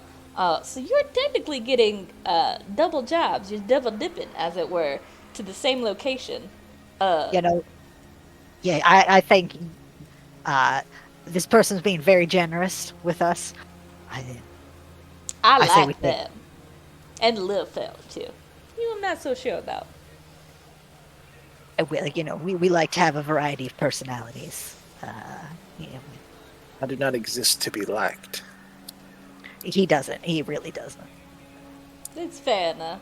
But he's quite good with a pistol. So I will suggest if you are going to survive in the gray zone, once you complete your job, you might want to look at, I don't know, getting some actual weaponry on that thing. Otherwise, you're not going to be good to no one being flown dead in space. that's fair. Sure. Yeah. The fact Yeah. that you didn't come across any of the bandits on the edge of the gray zone makes you real lucky. Oh well, did you hear that? We're lucky. Just another great feature of our team. We are very lucky. Dumb luck. I don't know how much I trust that. Well, you know, Gus is furiously taking dumb notes. luck is luck. Bandits? Question mark.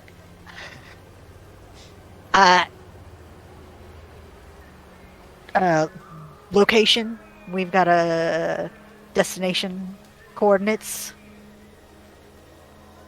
Yeah, if you pick up the crates from Uram when you pick up his job, if you stop by, and he'll like give, because he realizes Gus is the one taking notes, like instructions to like a warehouse nearby.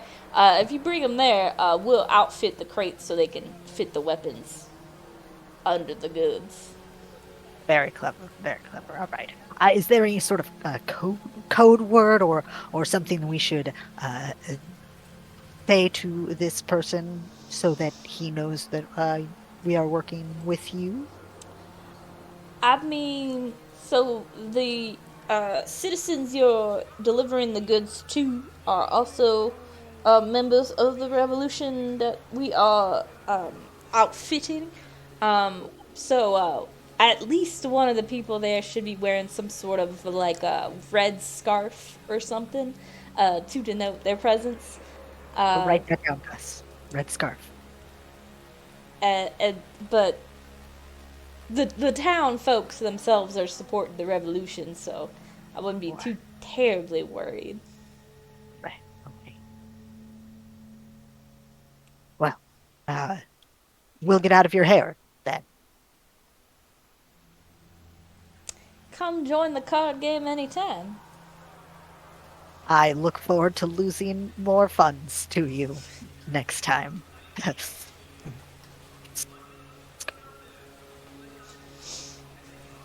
And the angry little square red guy stomps back up as you guys are leaving and, like, grumbles. He gets back up in the chair and, like, deals out more cards. Good luck, sir. All right. Shall we check out this general store? To the general store. Did anyone else find it weird that as we were talking with him, his accent kind of slipped into us? Look, I have a lot of trouble. Just anytime I hear someone talking, I just I want to pick up on how they're talking. I'm still doing it. It's just an instinct. I think it makes people more comfortable if you talk to them the same way they're talking to you. But then it's really hard to let it go afterward.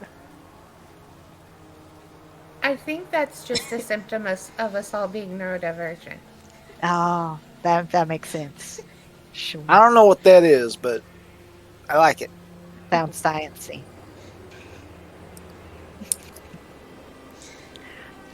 Go to the general store. Yeah, we head to the general store. Yeah, where the bar was very much like cyberpunk neon lights. This is like almost the exact opposite. It's like the quintessential fantasy general goods store.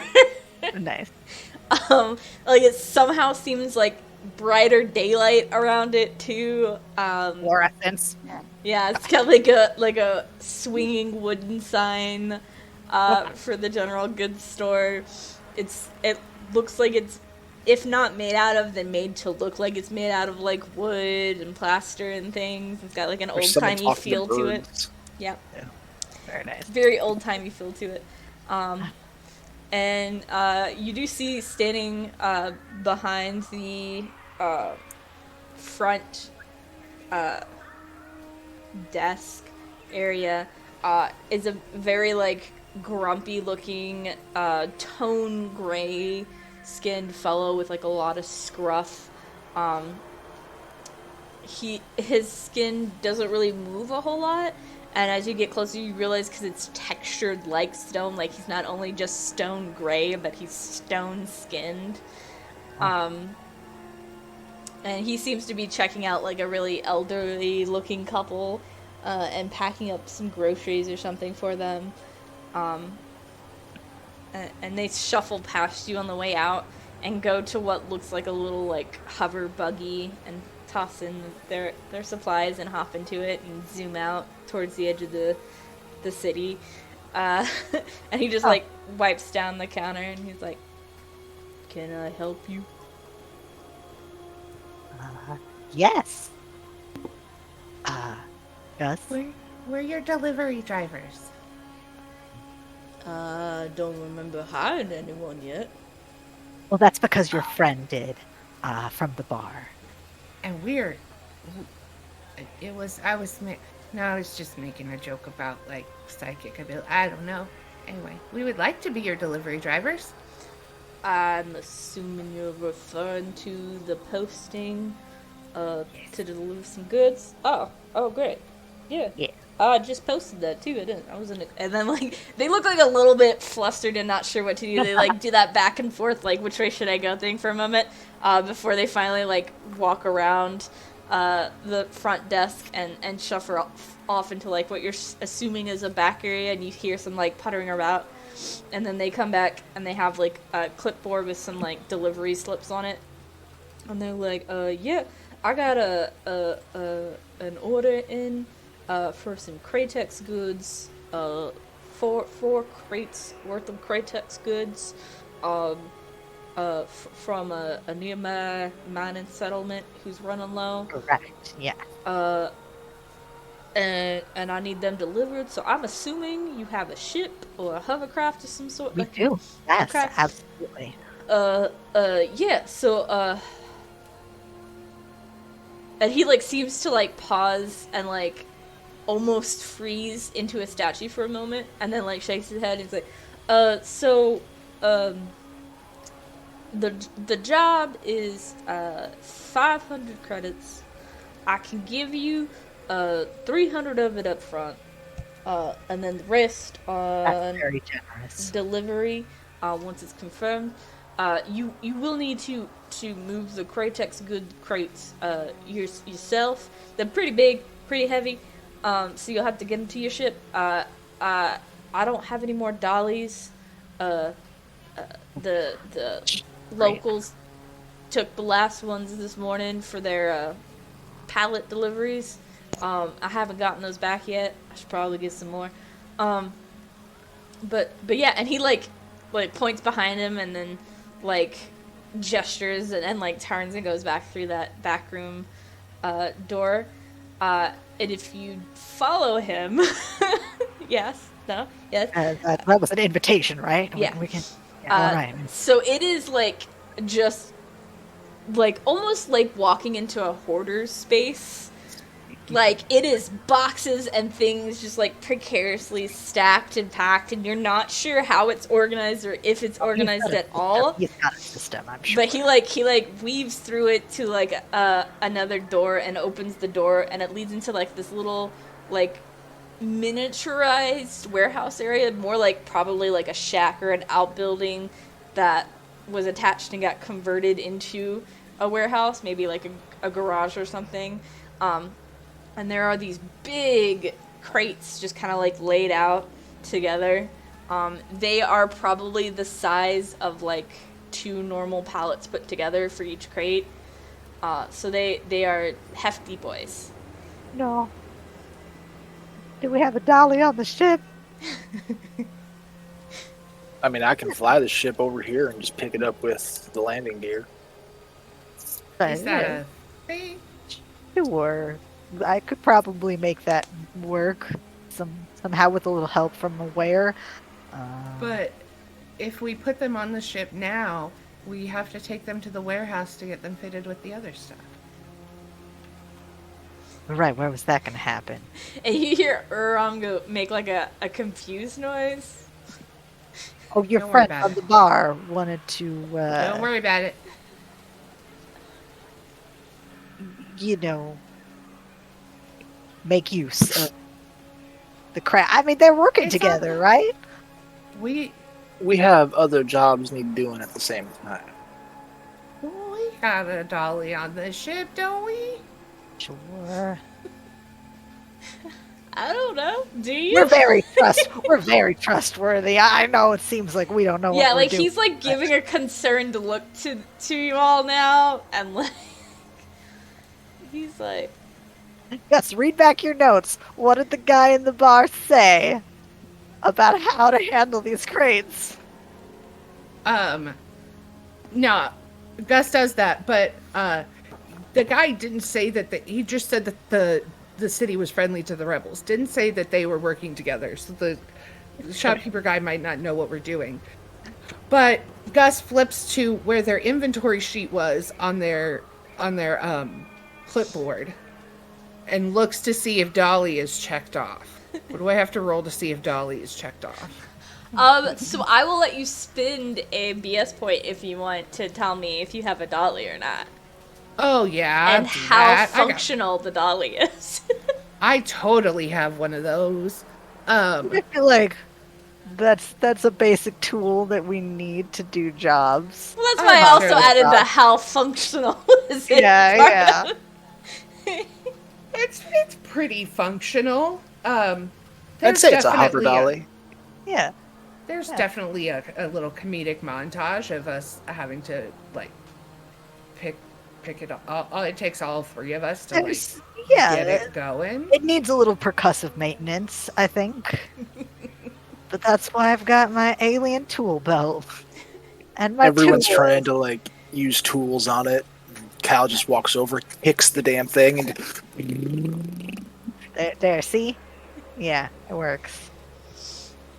So, Uram does like at least stand nearby while you're trying to load things, but once you get them all gone into your ship, he just kind of like waves and goes back to the front of his shop.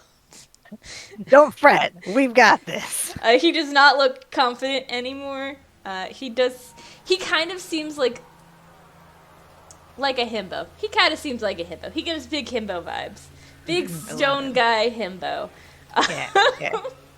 I love So as you all are maneuvering all of the crates back to the ship, and occasionally your hover dolly gives out a and you have to like get it going Are again. we taking him to the warehouse?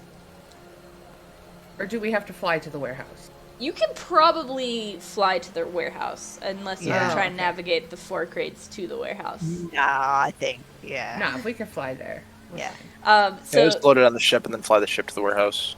Yeah, we've got enough. We've got enough fuel to do that at least.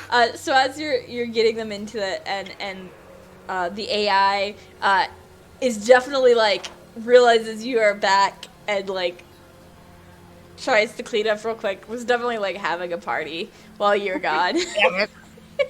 Are there, like, cardboard cutouts of us at the party? So they're cardboard cutouts, but they're not of you. There's like a Oh, where cardboard. the other friends? There's like a The cardboard previous cutout. crew? No, they look like they're the like promotional cutouts of like shows and stuff. Promotional cutouts of Danny DeVito. Yeah. Just 3 of them. 3 Danny DeVitos. Definitely not of you all or like people you would know at all, but like promotional cutouts. Yeah. And they have like changed it so like if they're holding like the promotional thing, they're instead like holding a drink or like holding a party thing. Yeah. But as you all show up and they like hurriedly clean things up and like act like they were just like chilling the whole time, we are going to take a break there. Alright. And so we will be back to see how our normal goods and illicit good activity goes. See you there. I predict no complications. Totally. I predict chaos.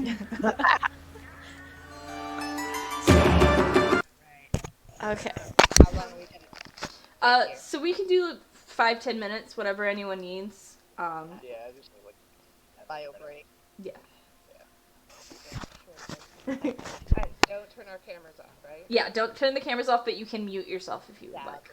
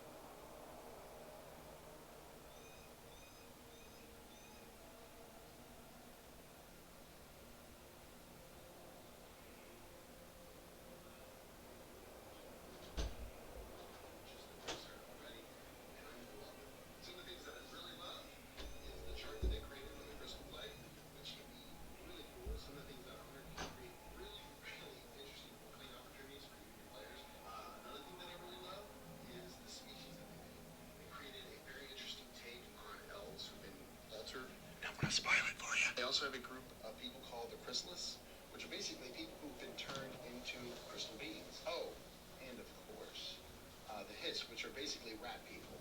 And unlike everyone else on the planet, they remember the world before it was destroyed. So it's a lot of interesting concepts put into not just the world itself, but into the species that you can play and their history. I cannot wait to see what comes out, and I hope you can either. Please support them. Check out their stuff. The details they have already created, like I said, are so filling. I honestly cannot wait to see what they do with a full setting. Gotta calm down. Anyways, this is just my take on this Kickstarter project, and I am so happy for the.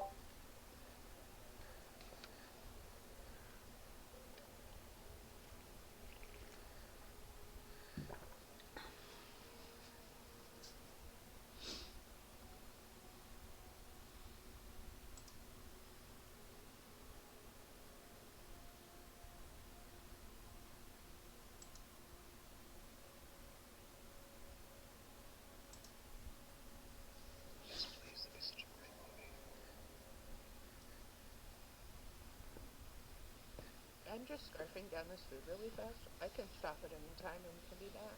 No, you're fine.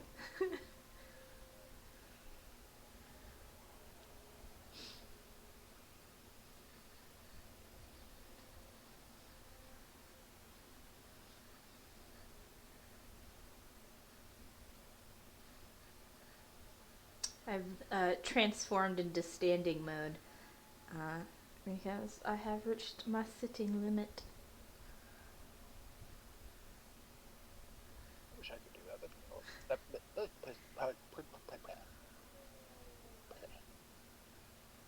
I pretty much just turned in my shit at work and I was like, look, I've worked here 2.5 years and I've never bought anything for my remote office. Can I please get a sit-stand desk? And they're like, oh yeah, of course you can. I was like, thank you.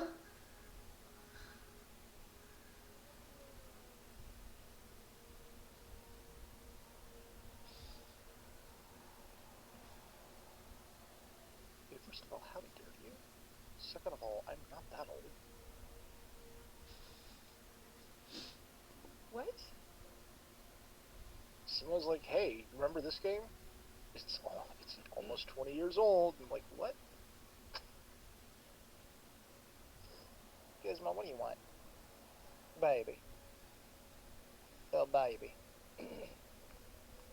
Little marshmallow.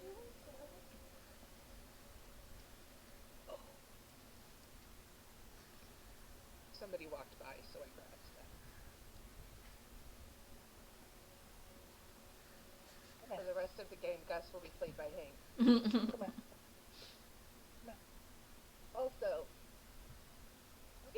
are we also playing how many characters, how many feelings from Inside Out can we spot? I thought it was a nice touch. I love it. I am so here for it. Hank, what are you looking at? Ghosts. There's nothing there. Ghosts, that's what he's looking at.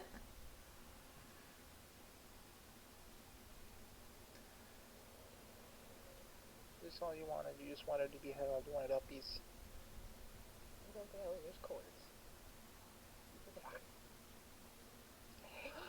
Beautiful baby. That's my protocol. And the belly rubs. That what you needed? You needed belly rubs from Daddy.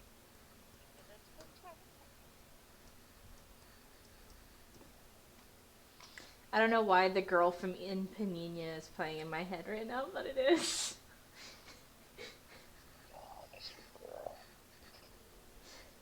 the hold music in on every phone call and the elevator music in every show ever. Okay, I, Right up here? All right. I had a weird one pop into my head while we were playing, and of course, by the time we're on break, I can't remember what it was because that's. Gone. Trying to adjust my camera. Do.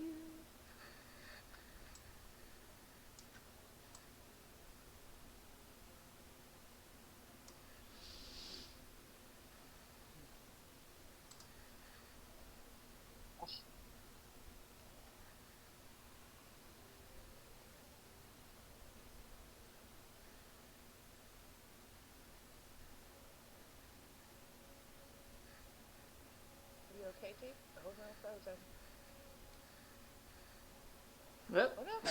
there you go. Upside Okay. down for half a second. I know. Did you? I thought I was hallucinating for a little bit. Did you see like throughout the thing like twice it flipped for Yeah, just like half a second? it's something to do with this app that I'm using to. I was just like, oh, first Yeah. thought it was a ghost, but I didn't want to bring attention to it. It's just me and my cobbled together webcam in the same way that our ship is cobbled together. Exactly. I'm just being in character. This is happening. Love it. Method. Okay. Exactly. So if we're all back, I'm gonna switch this back on then.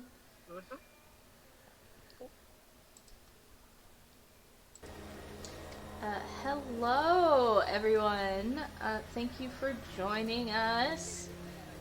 We are back to see what shenanigans the crew gets up to. I mean, while transporting goods to the revolution, what kind of problems could they possibly have? And we got up front. We have 500 credits, correct, between the two jobs. Yarp. We should probably be keeping track of it. So I am. Money's just a construct made to keep us down by the man. See? Yeah, but Gizmo sometimes you have agrees. to. Sometimes you have to participate in the society you're trying to deconstruct. And yet you participate in society. Hearing Calor say, sometimes you have to, the AI's arm has switched out to a fan. It seems to be trying to blow out of the room, like the smoke that had been in the room while you guys were gone. I love it so much. And there's a cardboard cutout of like a super fancy vacuum that just like sticks out a little bit. Yeah. Just like blowing the smoke out of the ship real quick before My goodness. you get moving. So you do manage to maneuver the ship over to the warehouse that I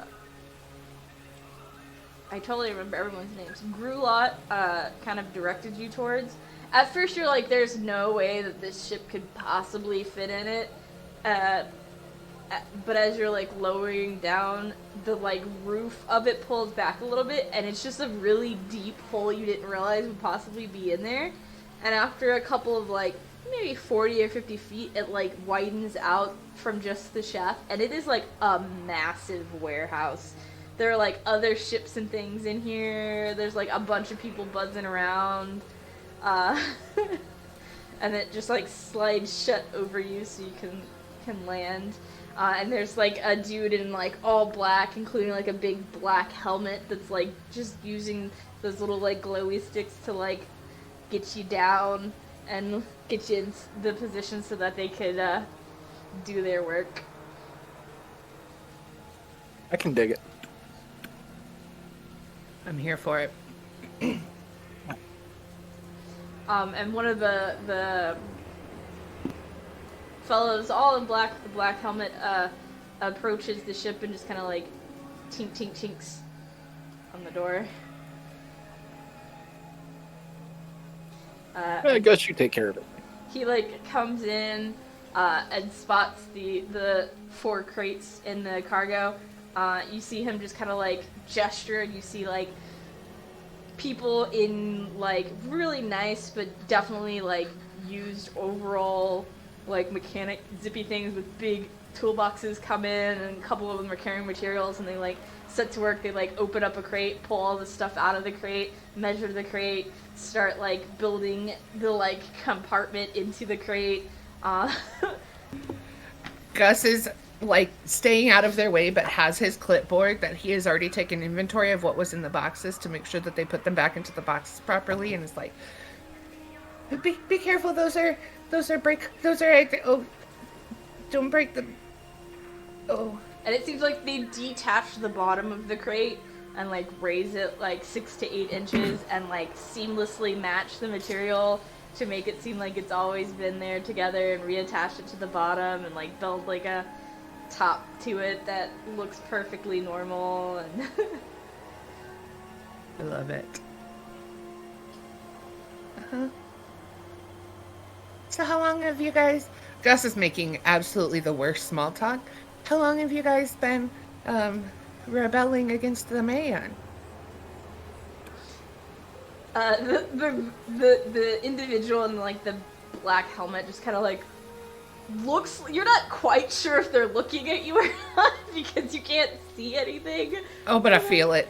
Yeah, they just kind of like look at you, and they're like they look more like guard than like worker, and they're just kind of like watching you.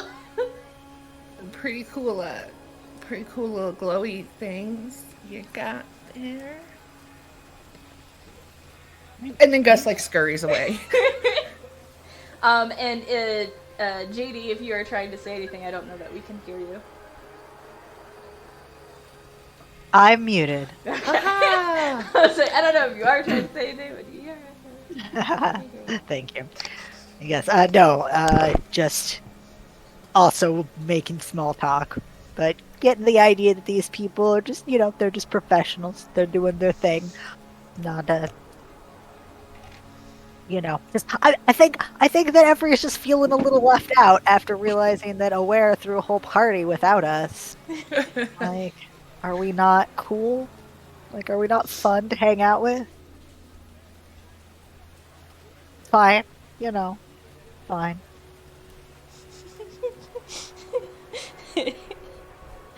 And the group that came into your cargo hold gets the work done pretty fast. This is probably something they do all the time, so like they're very efficient at it. And once they're done, the figure in the helmet steps up to the device and like scans it, and you can see like it's like one of those like checkpoint cargo like official things that they would use to scan to see if there was anything illicit in it. And he scans it, and you see that it doesn't beep or alert after they've put the like weapons into it, and he like checks each of them and makes sure like it doesn't go off. Nice. And then he walks around and makes sure all the crates are locked again, and then comes back, kind of like gives a nod and walks off with the group of engineers. Thank you. Great. I guess we'll just head out. If y'all are done with us, there's nobody here. Okay. Yeah, they've just walked off. And after they fully have exited, and there's still like a bunch of activity and stuff going on elsewhere in this like large cavernous space. You hear like a ding, and the AI appears with the like little screen implement, and it shows that 200 credits have been added to your account. Fantastic. Great. Hell yeah. We've got a little bit of cash. Is there anything that we need to stock up on before we head out, or should we just get this underway? Yeah. We've got air, we've got food, we're good. Yeah. This is this is probably not a multi-day thing that it's going to take us, because it's within the atmosphere. But Gus, after having like scurried away from the security guy, comes back, clipboard in one hand, and 3 donuts. Like, he has taken the donuts because his arms are so thin and like pushed him through. Oh He's like, god, they're probably sagging. I found these on one of those workbenches. And I like hand a donut because Nicola's still thinking about donuts. Yeah. Now. Go back to 2 hours ago, and passes one to Cal and like holds it while he's like, okay, it looks like we got all the stock, and so we should just go. And then when we come back, before they change their mind. Yeah. And just, as a point of reference, the donuts are perfectly fried, delicious, sweet, glazed donuts, but when you bite into it, there's like inside the ring is like jelly core somehow. So it's still a ringed donut, but the whole ring has jelly on the inside as well. How do they do that? We're gonna have to get that one in of there? their food replicators. Oh my gosh, maybe. After we All right, yeah. do that. Once we fix the ship up a little, we should definitely. Yeah. All right. We're off. Tally ho! Here we go. And you do, when you get back to the cockpit, see that you're not sure if it's the same figure or if a different figure, because they're all there's many of them wearing all black with a black helmet, and they have this light sticks again, and they're like maneuvering you into position. Out of nowhere. Thank you. This time, though, instead of like gesturing you up, they seem to be like gesturing you over, and you see like in one of the walls a door open up, like a bay door open up, and they're addressing you to it. Yeah, we'll go that way. Yeah. And you go through it. It's very dark. It's almost like a mine tunnel at some point, and then you like end up popping out a little out of the city, and you can't tell where you popped out of from when you go to try and find the entrance. While we're going down that tunnel, Gus is programming into the AI the ability to do those little glow stick thingies. And Gus, you're trying real hard, but programming's not your strong suit. No, Navigation is. So they do get glow sticks, but they're just like cha-chaing around with like 2 glow sticks. You just made his party cooler. The parties that we're not invited to are now gonna be cooler. Yeah, I mean, sure, it's fine. And you just see the AI dancing behind Gus as Gus is trying to program and like light stick stuff to them. Nice, great, awesome. Yep. So, Aware, how long is this trip gonna take? It will probably take you an hour to get there and an hour to get back. It's on like not quite the opposite side of the planet, but pretty far to the other side of the planet. Excellent. All right. So I guess in that hour, Every is going to try and track down the latest strange banging sound from the walls. See if you can't figure out what's going on there. There be many. Yeah. We'll do the one closest to the engine, because that seems dangerous. So yeah, I would say once again, give me a mystery check to see if you can find it and fix it. Okay. All right. Okay, we go. No, different dice. We're gonna not use the bad dice. Okay, here we go. Okay. 21. Okay, yeah. You find it. It's like some bolts from a pipe connecting it to the engine had started to come loose, so it had been like rattling. Okay, Not quite loose enough to fully come undone yet. It was probably waiting for a dramatic moment to do it. So you're able to tighten down the bolts again and keep that pipe in place. All right. One potential catastrophic event taken care of. Yeah, every seems to be like catastrophic. Always trying to keep like one, just barely one step ahead of with whatever's going on with the ship. Exactly. So yeah, you guys make it. At some point, you do approach a cannon, like formation. I'm just gonna give you a little visual cue as I also describe it. Um, it it does seem to be, you know, fairly easy to navigate. It's not got any terribly narrow locations. It does seem to be easier to just follow the river, because it seems to be leading you in the direction that the settlement is in anyways. And your ship, actually, let me just switch it over to the map view for people so that they can also see the ship. Let me zoom in before I switch it over. Transition. Whee! Nice. Yeah, and you can. The ship is up here in this corner. Just entering into the canyons to get into and follow this river.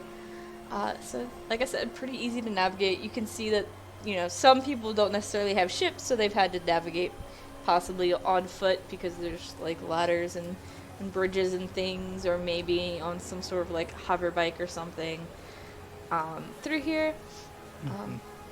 But for the moment, it seems totally normal, you know, because DMs always have maps for totally normal things. Of course. I do.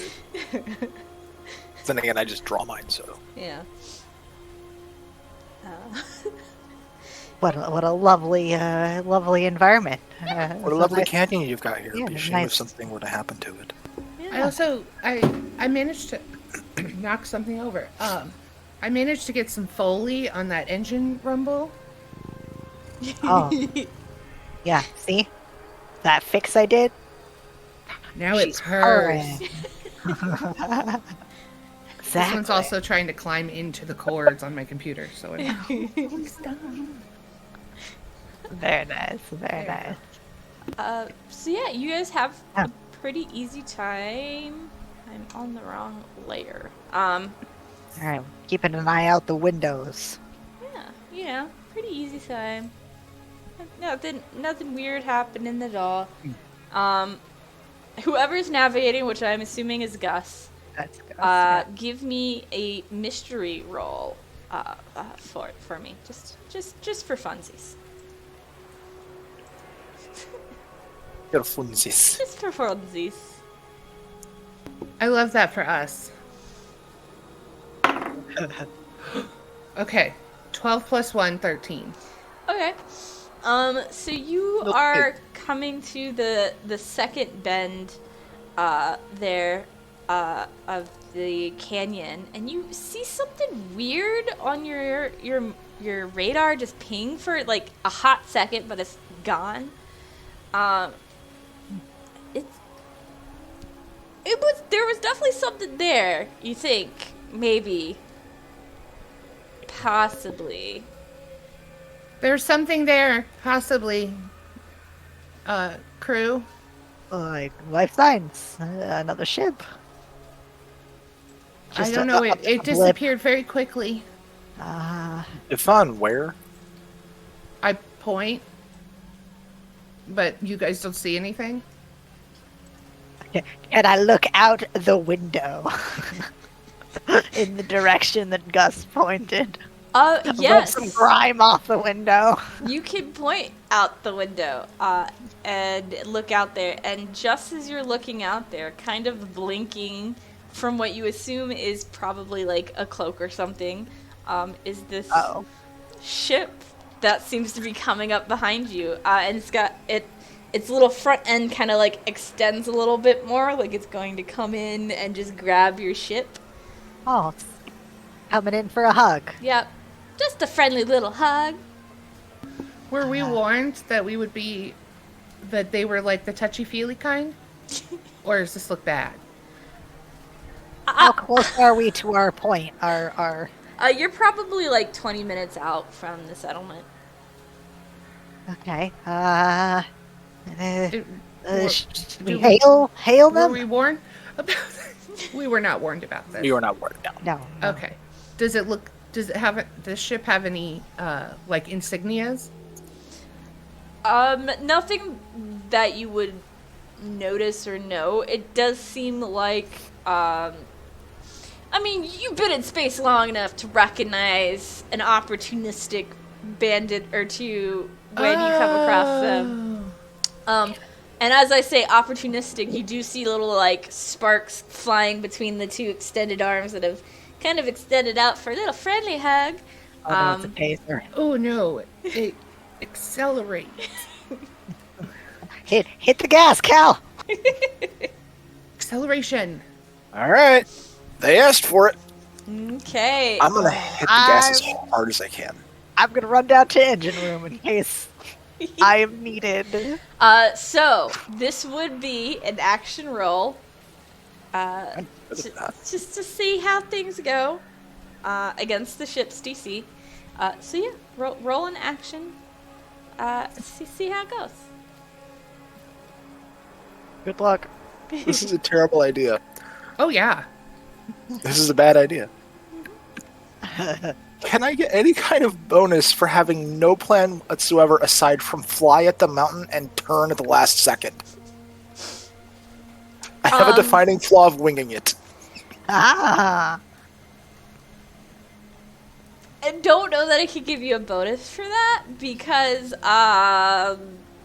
you didn't take like piloting, so you're winging it, sure. But probably also you're just winging being a pilot at the moment. Very true.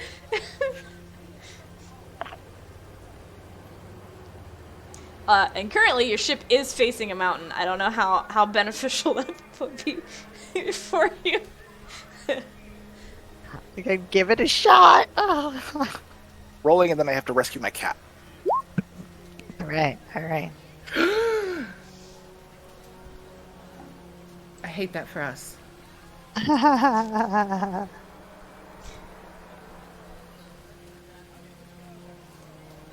Okay.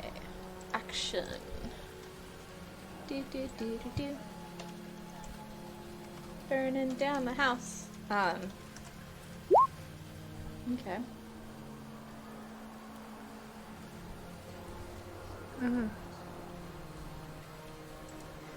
Oh, like he rolled a 16? Yes. I rolled a 16. Yeah, nice. So you hear. Oh, thank goodness, because all I saw was that 6, and I was like, what?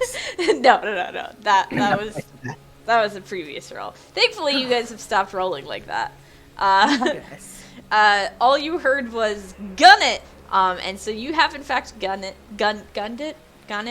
You do gun it, whatever that is. And you Have done the gunning. You have done the gunning, and you do turn at just the last possible moment to avoid the wall, to continue shooting around. The ship does follow you, but it's not quite as nimble as you are, so it scrapes its siding along the wall as it tries to turn, and one of its arms does spark a little bit, so you've probably caused some damage there, as it tries to maneuver to get back in position to give you friendly hugs. Totally friendly hugs. Totally. Yeah. Nothing but friendly hooks. Yeah, totally friendly hugs. Yeah, so Every's down in the engine room with the rest of Hal's bottle. And he just pours it in. Gonna give us a little juice. Okay, roll me a circumstantial roll just to see what that little juice does. Oh boy, okay. So this is just a d20 without anything added to it? Or... Yes. Okay.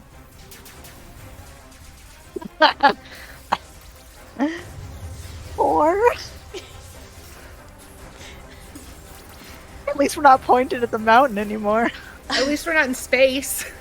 Yeah, it explodes, so we'll still be able to breathe. So you suddenly realize why Cal came back smelling a little bit like singed hair, because you dump that bottle into it and you get that same fire kickback, and the ship guns forward, but almost like lists to one side as it does, and does clip the wall of the other side. And it puts you guys in like the perfect hugging position No! for them. So they're gonna try and hug you. Just friendly hugs. No. Let's hope we damage them enough. How far away are we from the ground? You're probably like 80, 90 feet off the ground.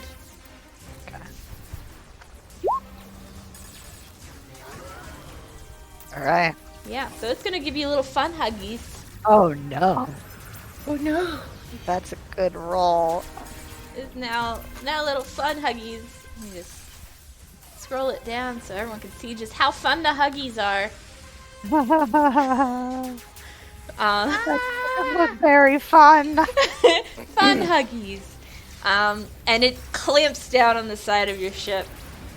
May I, as soon as like they get into hugging range, can I slam on the brakes Yeah, and brake check them? you can definitely brake check. No,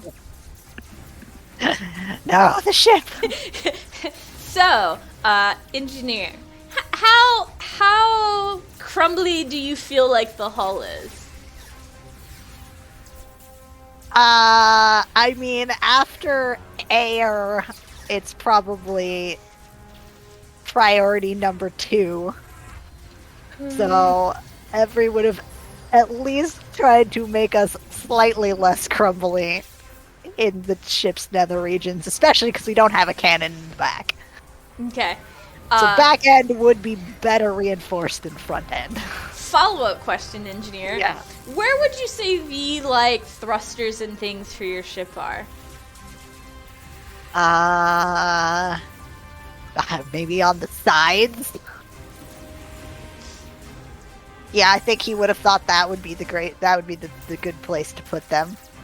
Okay. You know, he saw some other ships like that, like, oh yeah, we've got some Okay. port and starboard nacelles. So I would say, then Cal, roll me action, and I'll give you +2 to the ship's action.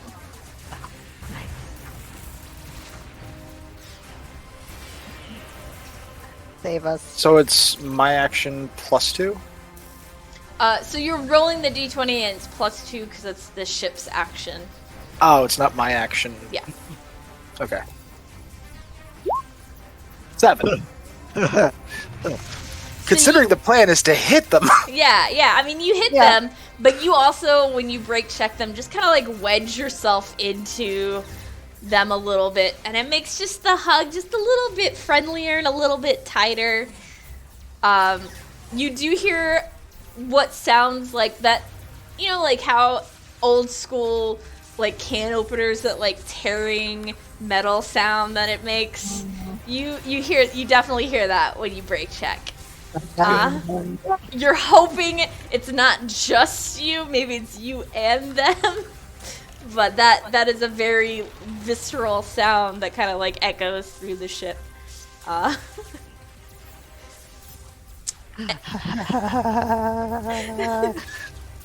Aware? How's our hull integrity doing? You just see Aware like zooming around, like panicking. And I rolled a 7 on the action, which is injured. So yeah, your ship might have some fun trying to do something next time. Be an adventure that went fun. Yeah. You do hear like a whirling sound, and it looks like there's sparks kind of moving between the two arms that are clamping you down now.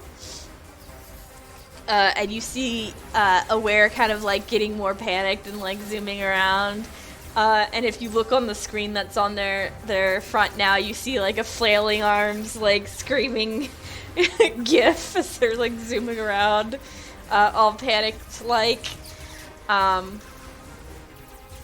Come give me a hand. Let's go see if we can patch up whatever just broke. Every will run toward whatever deck got. Are we losing any power at all?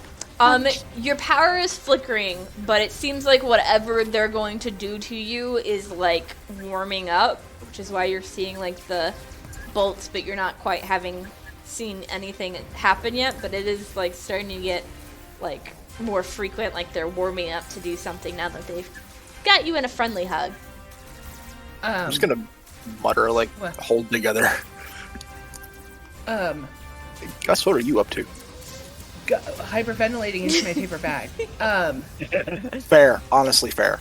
But does it seem like our thrusters are disabled? Like if we were to shoot them, if we were to thrust really hard?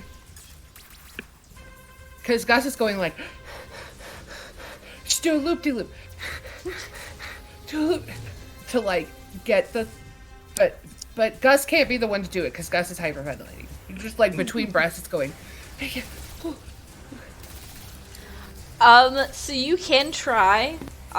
You are pretty solidly in it though, so it is going to be a pretty high DC to pull it off. I'm kind of hoping we take it with and like flip their ship too.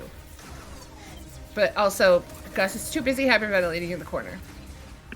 Not that Gus has a -1 to action or anything like that. Everybody's gonna like slam some wall panel that works the communication system, so that because he's at a different part of the ship, so you can hear him, and he'll say, "Can we take it down into the water? Then at least if they try and zap us, it'll get them too." I've got a few ideas, hold on. All right, I'm gonna try and take care of the emergency down here. And as you get down there, Every, you do see like the sparking has started to cause some electrical issues of your own, and there are a couple of electrical fires going on down below. Can I All open right. up like an open comm to the rest, to the, just like turn the comm on so that I don't need to press a button to communicate with every. Yeah. It's like, okay, all right, this is your captain speaking. Hold on to your asses. We're about to go left very quickly. He grabs something.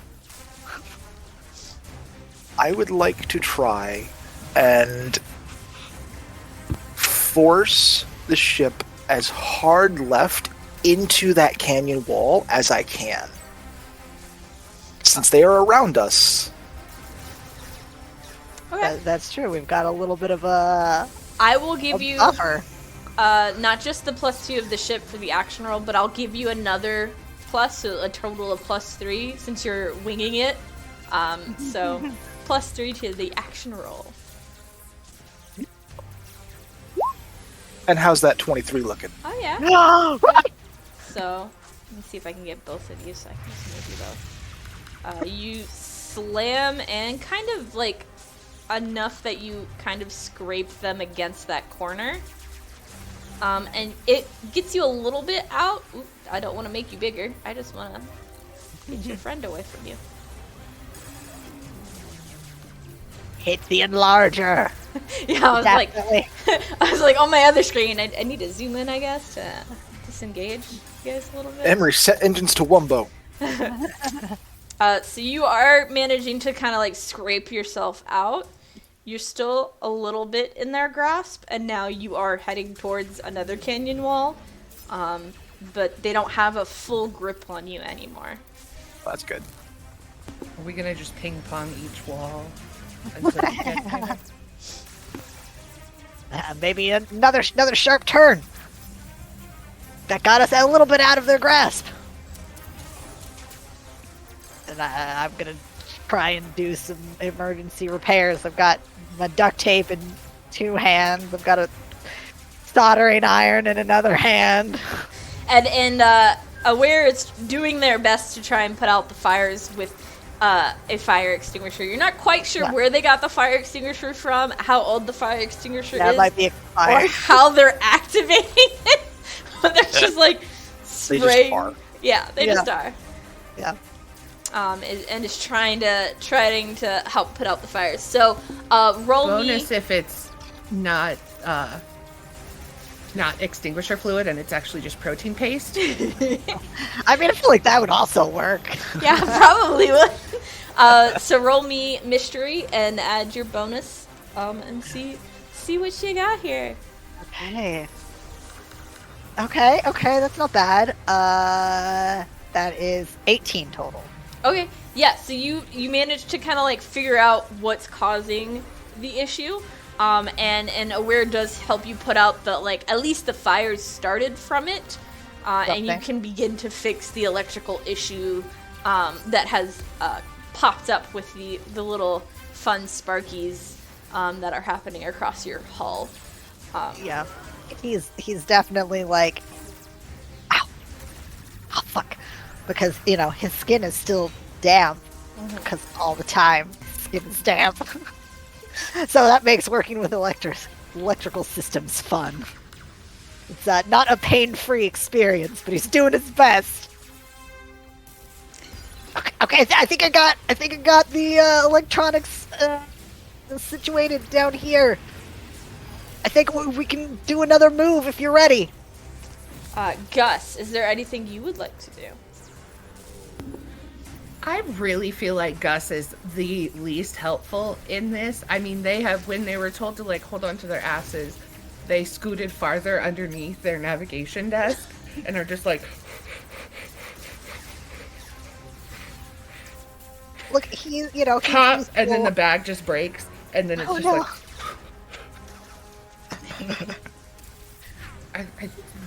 I don't think you guys really expect Gus to be very helpful. He's helpful in certain scenarios. Just not this one. Maybe not this one, but that's fine. We all have our own strengths and weaknesses. So you guys are kind of towards the end of their hug grasp area, but you do hear like the end high-pitched whirling that they were building up to, and a net of electricity does shoot across the arms. It only gets the back end of your ship because you managed to kind of like wedge yourself out of their grasp a little bit. However, I do need our engineer to roll me a d6, and something will happen for odds and something will happen for evens, and I'm not going to tell you which one's good and bad until you roll. Alright, here we go. Okay.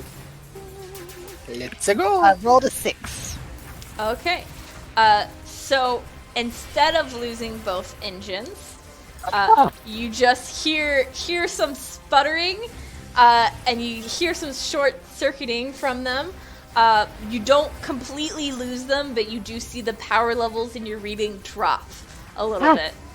It doesn't seem like your engines will hold out if it manages to get another fully charged up shock off, though. But it is also probably a good thing that you got out of their grasp, because it seems like if you were fully in their grasp, there's a chance that if they had managed to get off a big enough wave, all of your electronics and things might have got fried and shut off. Okay, I don't think we can take another shock like that. That was bad. That was bad. We gotta get out of this hug. Gotcha, heard it. All right. No, the cargo. And Gus is gonna like run, but is also holding the wall to go check on the cargo bay. The cargo. I'm going to smack the loading bay doors, and I would love to try and feel it, like try and like reach out with my feelings and like sense the vibrations, so that I can time it so that one of the crates just goes straight into the other ship's cockpit, and I close the bay door. Sure. Roll me an action. I will let you use your action for this. That's the worst idea. We'll just see what happens. Oh boy. Was that 12? We're gonna have to give back this money. So you do pop it open, and roll me a d4. Oh no. 3. Cool. So you managed to baby. pop it open as you all are going along.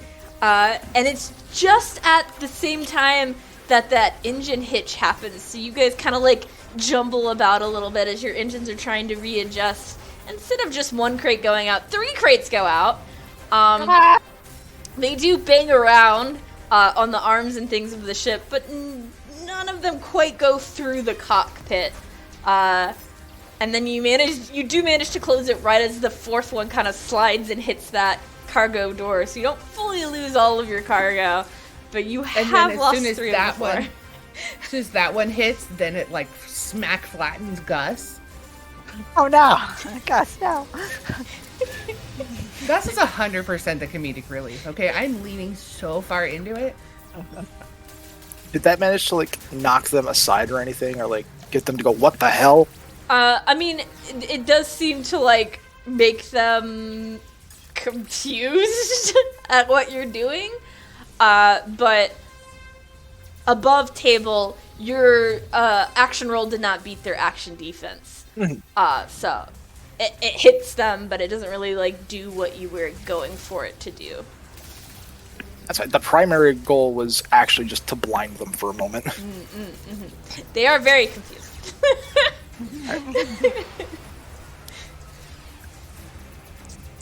What are we gonna do? How are we gonna get out of this? Every, what would you like to do? Let's see. Okay.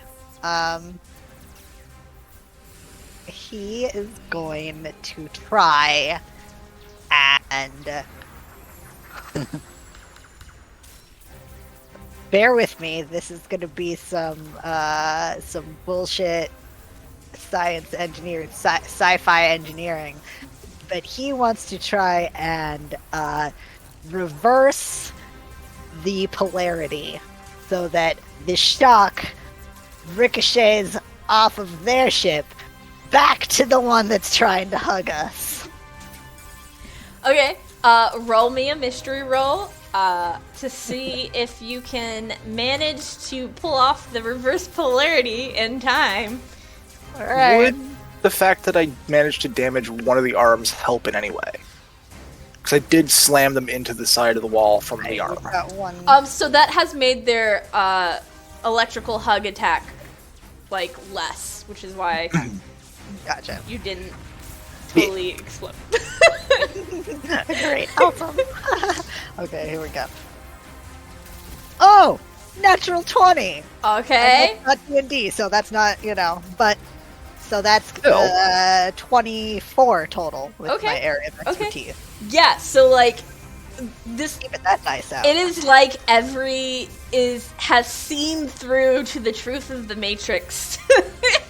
And just like without looking, all 4 arms just like going crazy. You move like they do. Putting wires together, twisting things, like pulling a whole panel off the wall, like reaching in and grabbing like a cable and like just going crazy. And it is right as you're hearing that whirring sound, like reaching its pitch again. Yeah. And before we go to the whirling going off, which is like a really hard phrase to say for some reason, Gus, you're smushed in the cargo. Is there anything you would like to do?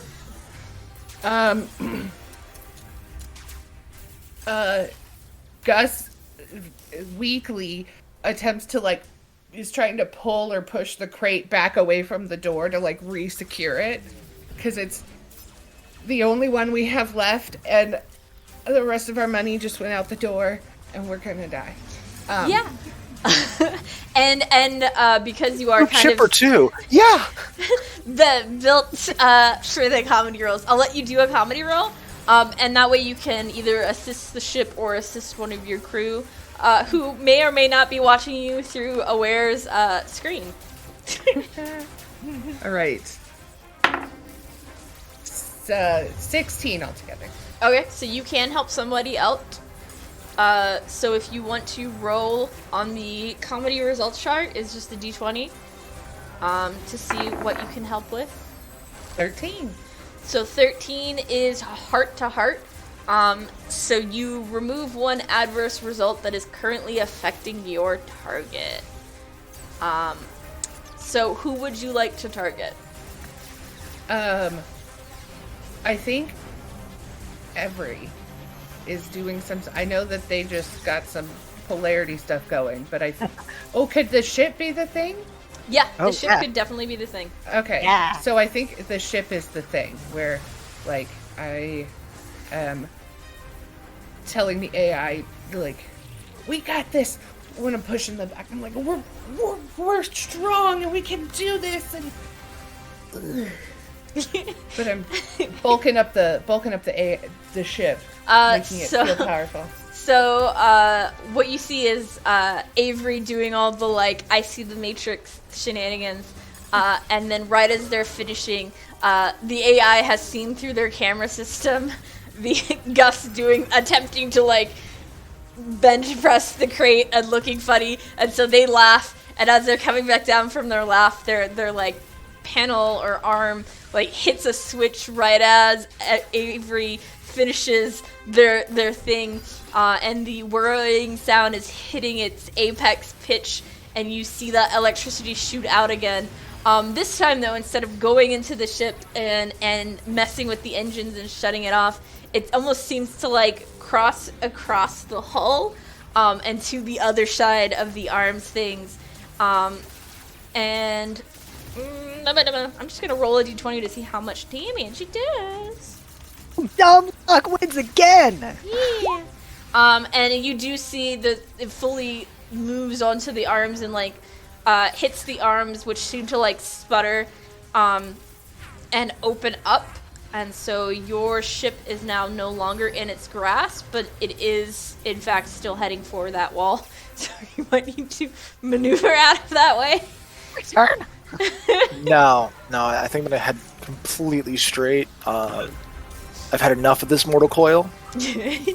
And then I'm going to just yeet the stick as far back as I can, and also hit the brakes, so they do kind of like that Top Gun thing where it's like, boom. Okay, yeah, roll me. I will let you use your own action again for this, since you are at the helm, to try and pull off this maneuver. Nope. I'm gonna use my lucky on that. Yeah, it's probably a good time to use that. Yep, That's much better. it's a much better roll. Oh, yeah. 18's much better. So yeah, you up and end up behind it. Hello.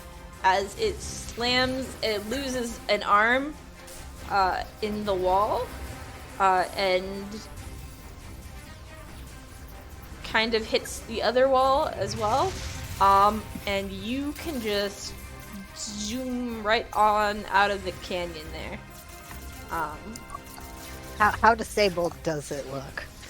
The Yep. arms look disabled. It still looks like it's got probably engine maneuverability, but the disabling device that it had is probably super damaged. Should we try and get any of I those want crates to back? circle back around. Do you think they survived the fall? They seem pretty tough. I want to circle back around and see if we can't either pick up any of the cargo that we dropped, and or B, try our best to intimidate these guys into just leaving. Okay. We do have a crates? frontal cannon left. We do. You have a frontal punchy cannon. Yes, Um, cannon in the traditional sense of the word. It go boom, and that's kind of what it do, and that's all. So you can circle around. I'm just going to do a roll real quick to see if any of the crates survived it. Hearing out the windows. You don't spot any of the crates. But what you do see, just getting close to the map, is what looks like a pair of similar ships coming into view. Possibly from a distress signal of some sort. Oh, hell. Oh, we should just go then. Yeah. Live to fight another day. If we have to give the money back, we gotta. Yeah. Go ahead and do that. As we leave, I am going to be using our little tiny dinky laser to just scorch their engine, just to add insult to injury. Okay. We never fired a shot until now. After we beat them, let them know we could have killed them. So you do shoot off your little laser, but as we did describe earlier, your laser can't break up. Yeah, it's entirely just for effect. Can't even break up asteroids. So it probably just leaves a little scorch mark on the outside of their engine. Little scorch mark. As far as they know, we had our weapons powered down to minimum just to skip. Like, look what we could have done. Yeah. And then you zoom away to get out of there. So yeah, you lost Not great. 3 of the 4 crates. But now you're probably rolling into town here in the next 10 minutes or so. Avery comes up from the deck where he was doing the repairs, and he's just like even more disheveled than normal. His You don't look so good. out. Oh, I'm great. Did you see what I did? That was awesome. That was the most intentional I've ever been with this whole engineering thing, and it worked. See? It's all about reframing your mind, just letting the worries go. You know, maybe you're not as foolish as I thought. I told y'all, I've been through this once or twice. This is not my first rodeo. Certainly not my first recession. You do know that we're not going to get the rest of our payment, and we're probably going to have to pay back what we already got. Oh, all of the worry is in the cargo bay with Gus. Gus is guarding that last box with his little life. He's already done an inventory of it to see what was in there so that we could properly report it. And then if we decide not to properly report it, at least we know what to say. Just fully guarding that box. Good work, Gus.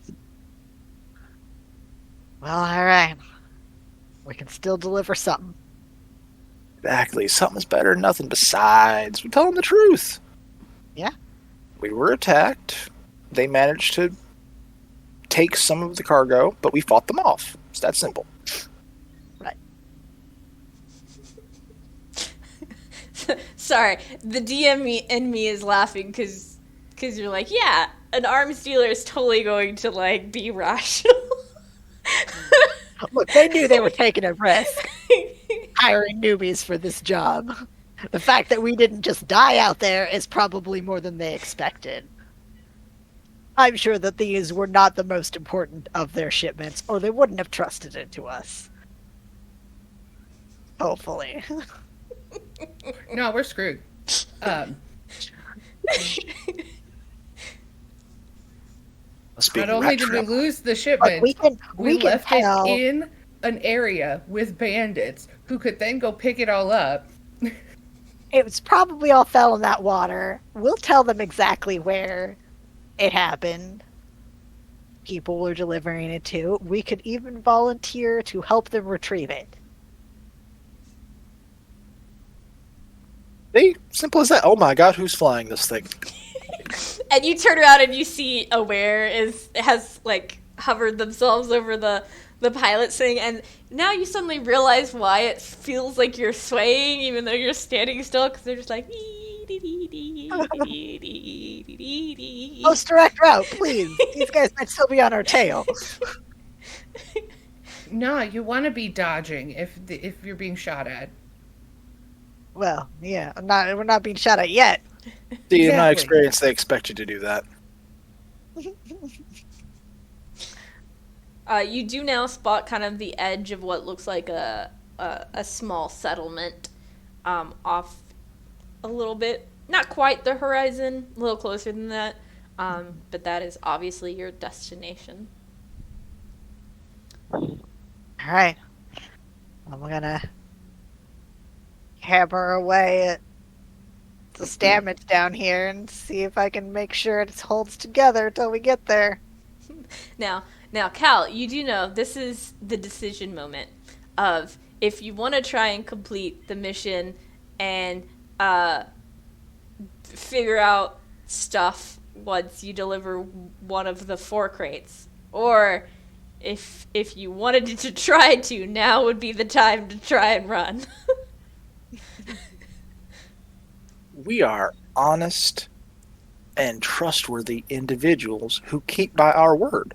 Yeah, and we might not be good at what we do, but we are No, finish honest that about sentence. how we Finish that do sentence, Cal. That's the end of the sentence. Okay. I was waiting for the plot twist. What are you doing? What are you doing? What are you doing? We run. That's what I mean. Are we really running? No, I'm just playing with you. Oh, okay. I was like, oh. We're I'm gonna as land. full We're of gonna. anxiety as what's my guy's name? Gus. Oh, you handled it fine. I'm pretty sure Gus just is always anxious, even if the plan is going to plan. Oh yeah, 100%. Let's go ahead and land, and play it by ear. Yep. I can look real pathetic if I have to. Make them feel sorry for us so they're less mad. Out of character, Gus fully has the characteristic pitiable. So, Nice. We can use that to our advantage. Excellent. All right. You turn on the pitiableness. I'll, make sure my eyes are nice and watery. Just it'll work squirts out. directly into eyes. Exactly. They came and they hugged us, and we barely escaped with our lives, and we brought one of your boxes. All right, we got this. Okay.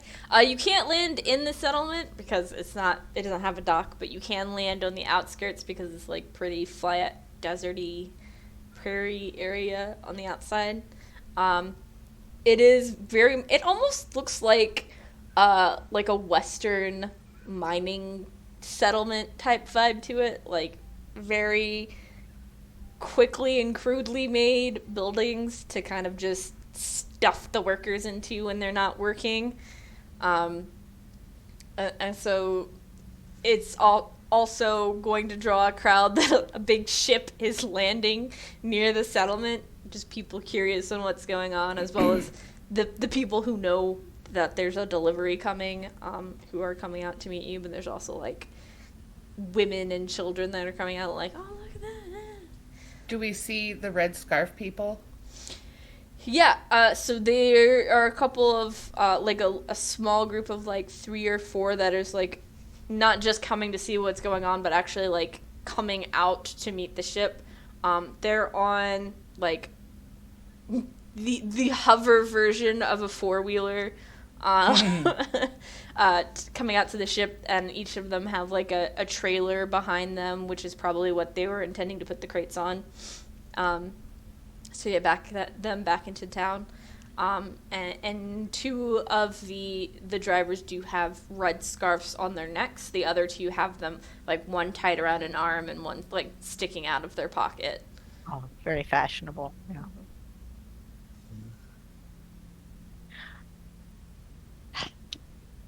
Hi. We got So your good box. news, bad news. We have a delivery for you. 25% of a delivery. And You got- you see one of the guys just looks very confused at you. Well, see, nobody told us about the outlaws around. Yeah. We barely escaped with our lives, and this one crate. Those bandits with the big hugging ship, they made off with the other 3. Look, we're gonna be honest with you. We're new to this. Didn't go off without a hitch this time. But if there's anything that we can do to help you recover those things, unfortunately our ship is low on weaponry. So this was honestly the best possible outcome given what we have to work with.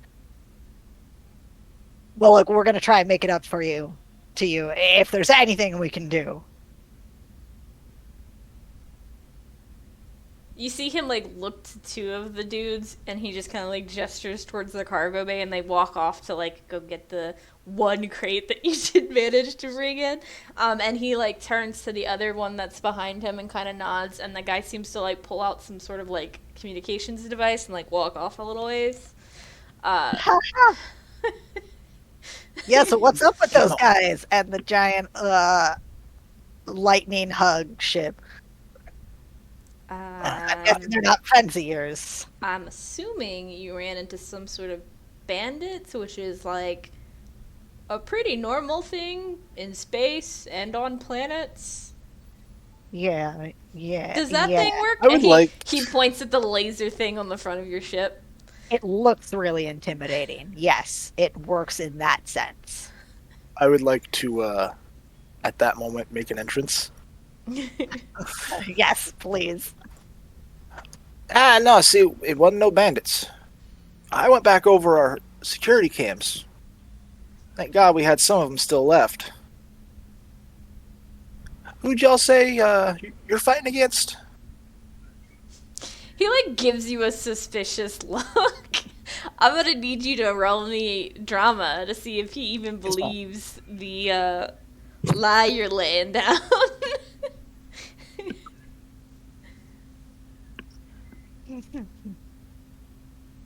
See, I'm just saying it seems mighty coincidental and fortuitous that they would happen to know the exact route we would be taking. Seems to me that y'all may have a mole in your midst. We didn't tell nobody where we was going or how we was getting there. And that 17 says that I'm a very trustworthy individual. He like looks at you, narrows his eyes, and he's like, if you got proof, you could send it my way. And I don't know what you're talking about, that we're not against anyone, he says, like, kind of like looking at you like, dude, shut the fuck up. I'm just saying, it seemed mighty suspicious that some well-armed individuals happened to know exactly where we'd be, exactly when we'd be there. Wow, I didn't even think about that. He's right. Yeah. Not only that, but they was cloaked, which means they had access to some mighty fine levels of technology. Stuff that your common average bandit may not be able to get, especially if after you take down one of their ships, two more come. Bandits tend to operate all at once. They don't have reinforcements. Their ship. He's just kind of like looking at you, and he's just like, please stop talking. You know, we know that you know, and you know that we know, but also, like, we don't know who knows that we know that you know that we know.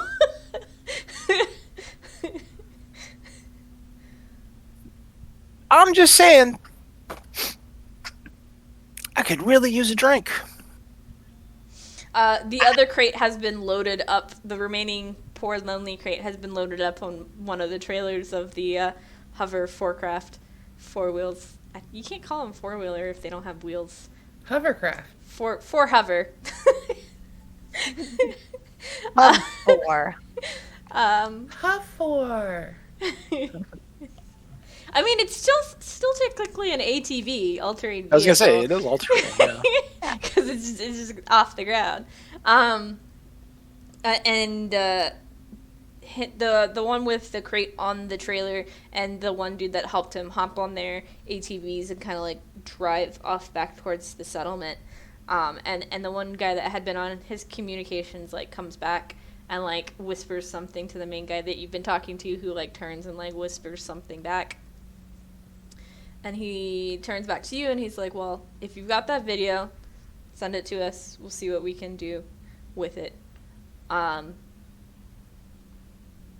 But, I mean, we're not sending payment if we didn't get we our understand order. that. Yeah, no, totally fair. Well, we're here, is there anything? I'm pretty good at fixing stuff. Maybe I can make up for some of the missing cargo with a little engineering help. I'm pretty good at, keeping things going. And he gestures at their hunk of junk that somehow has survived this encounter relatively intact. So he like looks very concerned that somehow you flew that thing here. That's how you know we're I quality. know. Yeah. And he's like, "Let's get y'all in town and get something in your bellies, and we'll talk." And he like looks at Cal like, "We'll talk like when we're not surrounded by people." Ah, I get you. uh, and kind of like gestures, and him and the remaining guy get on the ATVs. Their trailers are empty, so if you want to hop on the trailers, they can take you into town. Oh, wait. Hop in I am on. keeping one hand near my pistol Yeah, at all times. as you all are taken into town, the camera pans out and then seems to fade into a scene back at the bar from the dock that you all were in a very familiar corner. And in the information broker's corner, we see from the back someone we vaguely recognize before the camera like pans around and shows the arms dealer sitting across from the information broker and like slides a data pad across to the information broker, and it has the y'all's images on it. And that's where we're going to end it. Whoops. We're So great. I We're think great at that- this job. Tor was a successful planet to visit. Yeah.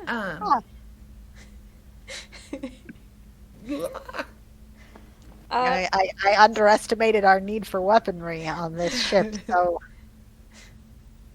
No, we did fine. Fancy Flying took care of it all. we also lost. But thank you all for watching and tuning in. Thank you all for playing in our space opera game today. I'm going to call it out in reverse order for everyone to let us know where we can find you and where we can follow you. So, Tal Dawes, where can people find you? Hi, I'm Tal. You may not know me, but you will. You can find me on most social places at TALDOZ, and then a numerical 1 after the end, at Taldoz1, because someone apparently thought of the sound Taldoz before I did. Don't know how that's possible, but alright. You can also find me on Start Playing Games, where I am a professional game master with bookings available. And aside from that, I exist. And honestly, thank you for being you. You've made it this far in life, and that's an amazing thing. You're stronger than you were yesterday, and that is beyond what anybody can ask. And I am so proud of you. Oh.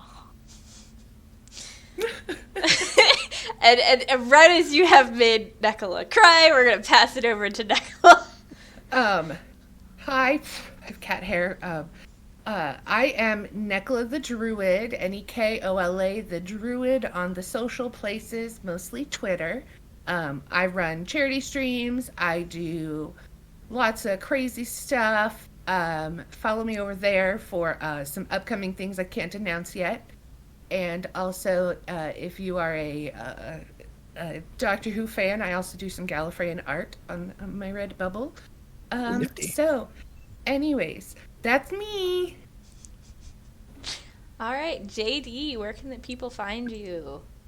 Yeah, so you can find all of my links and social media stuff at J, the letter J, delight, .card.co, card with 2 R's.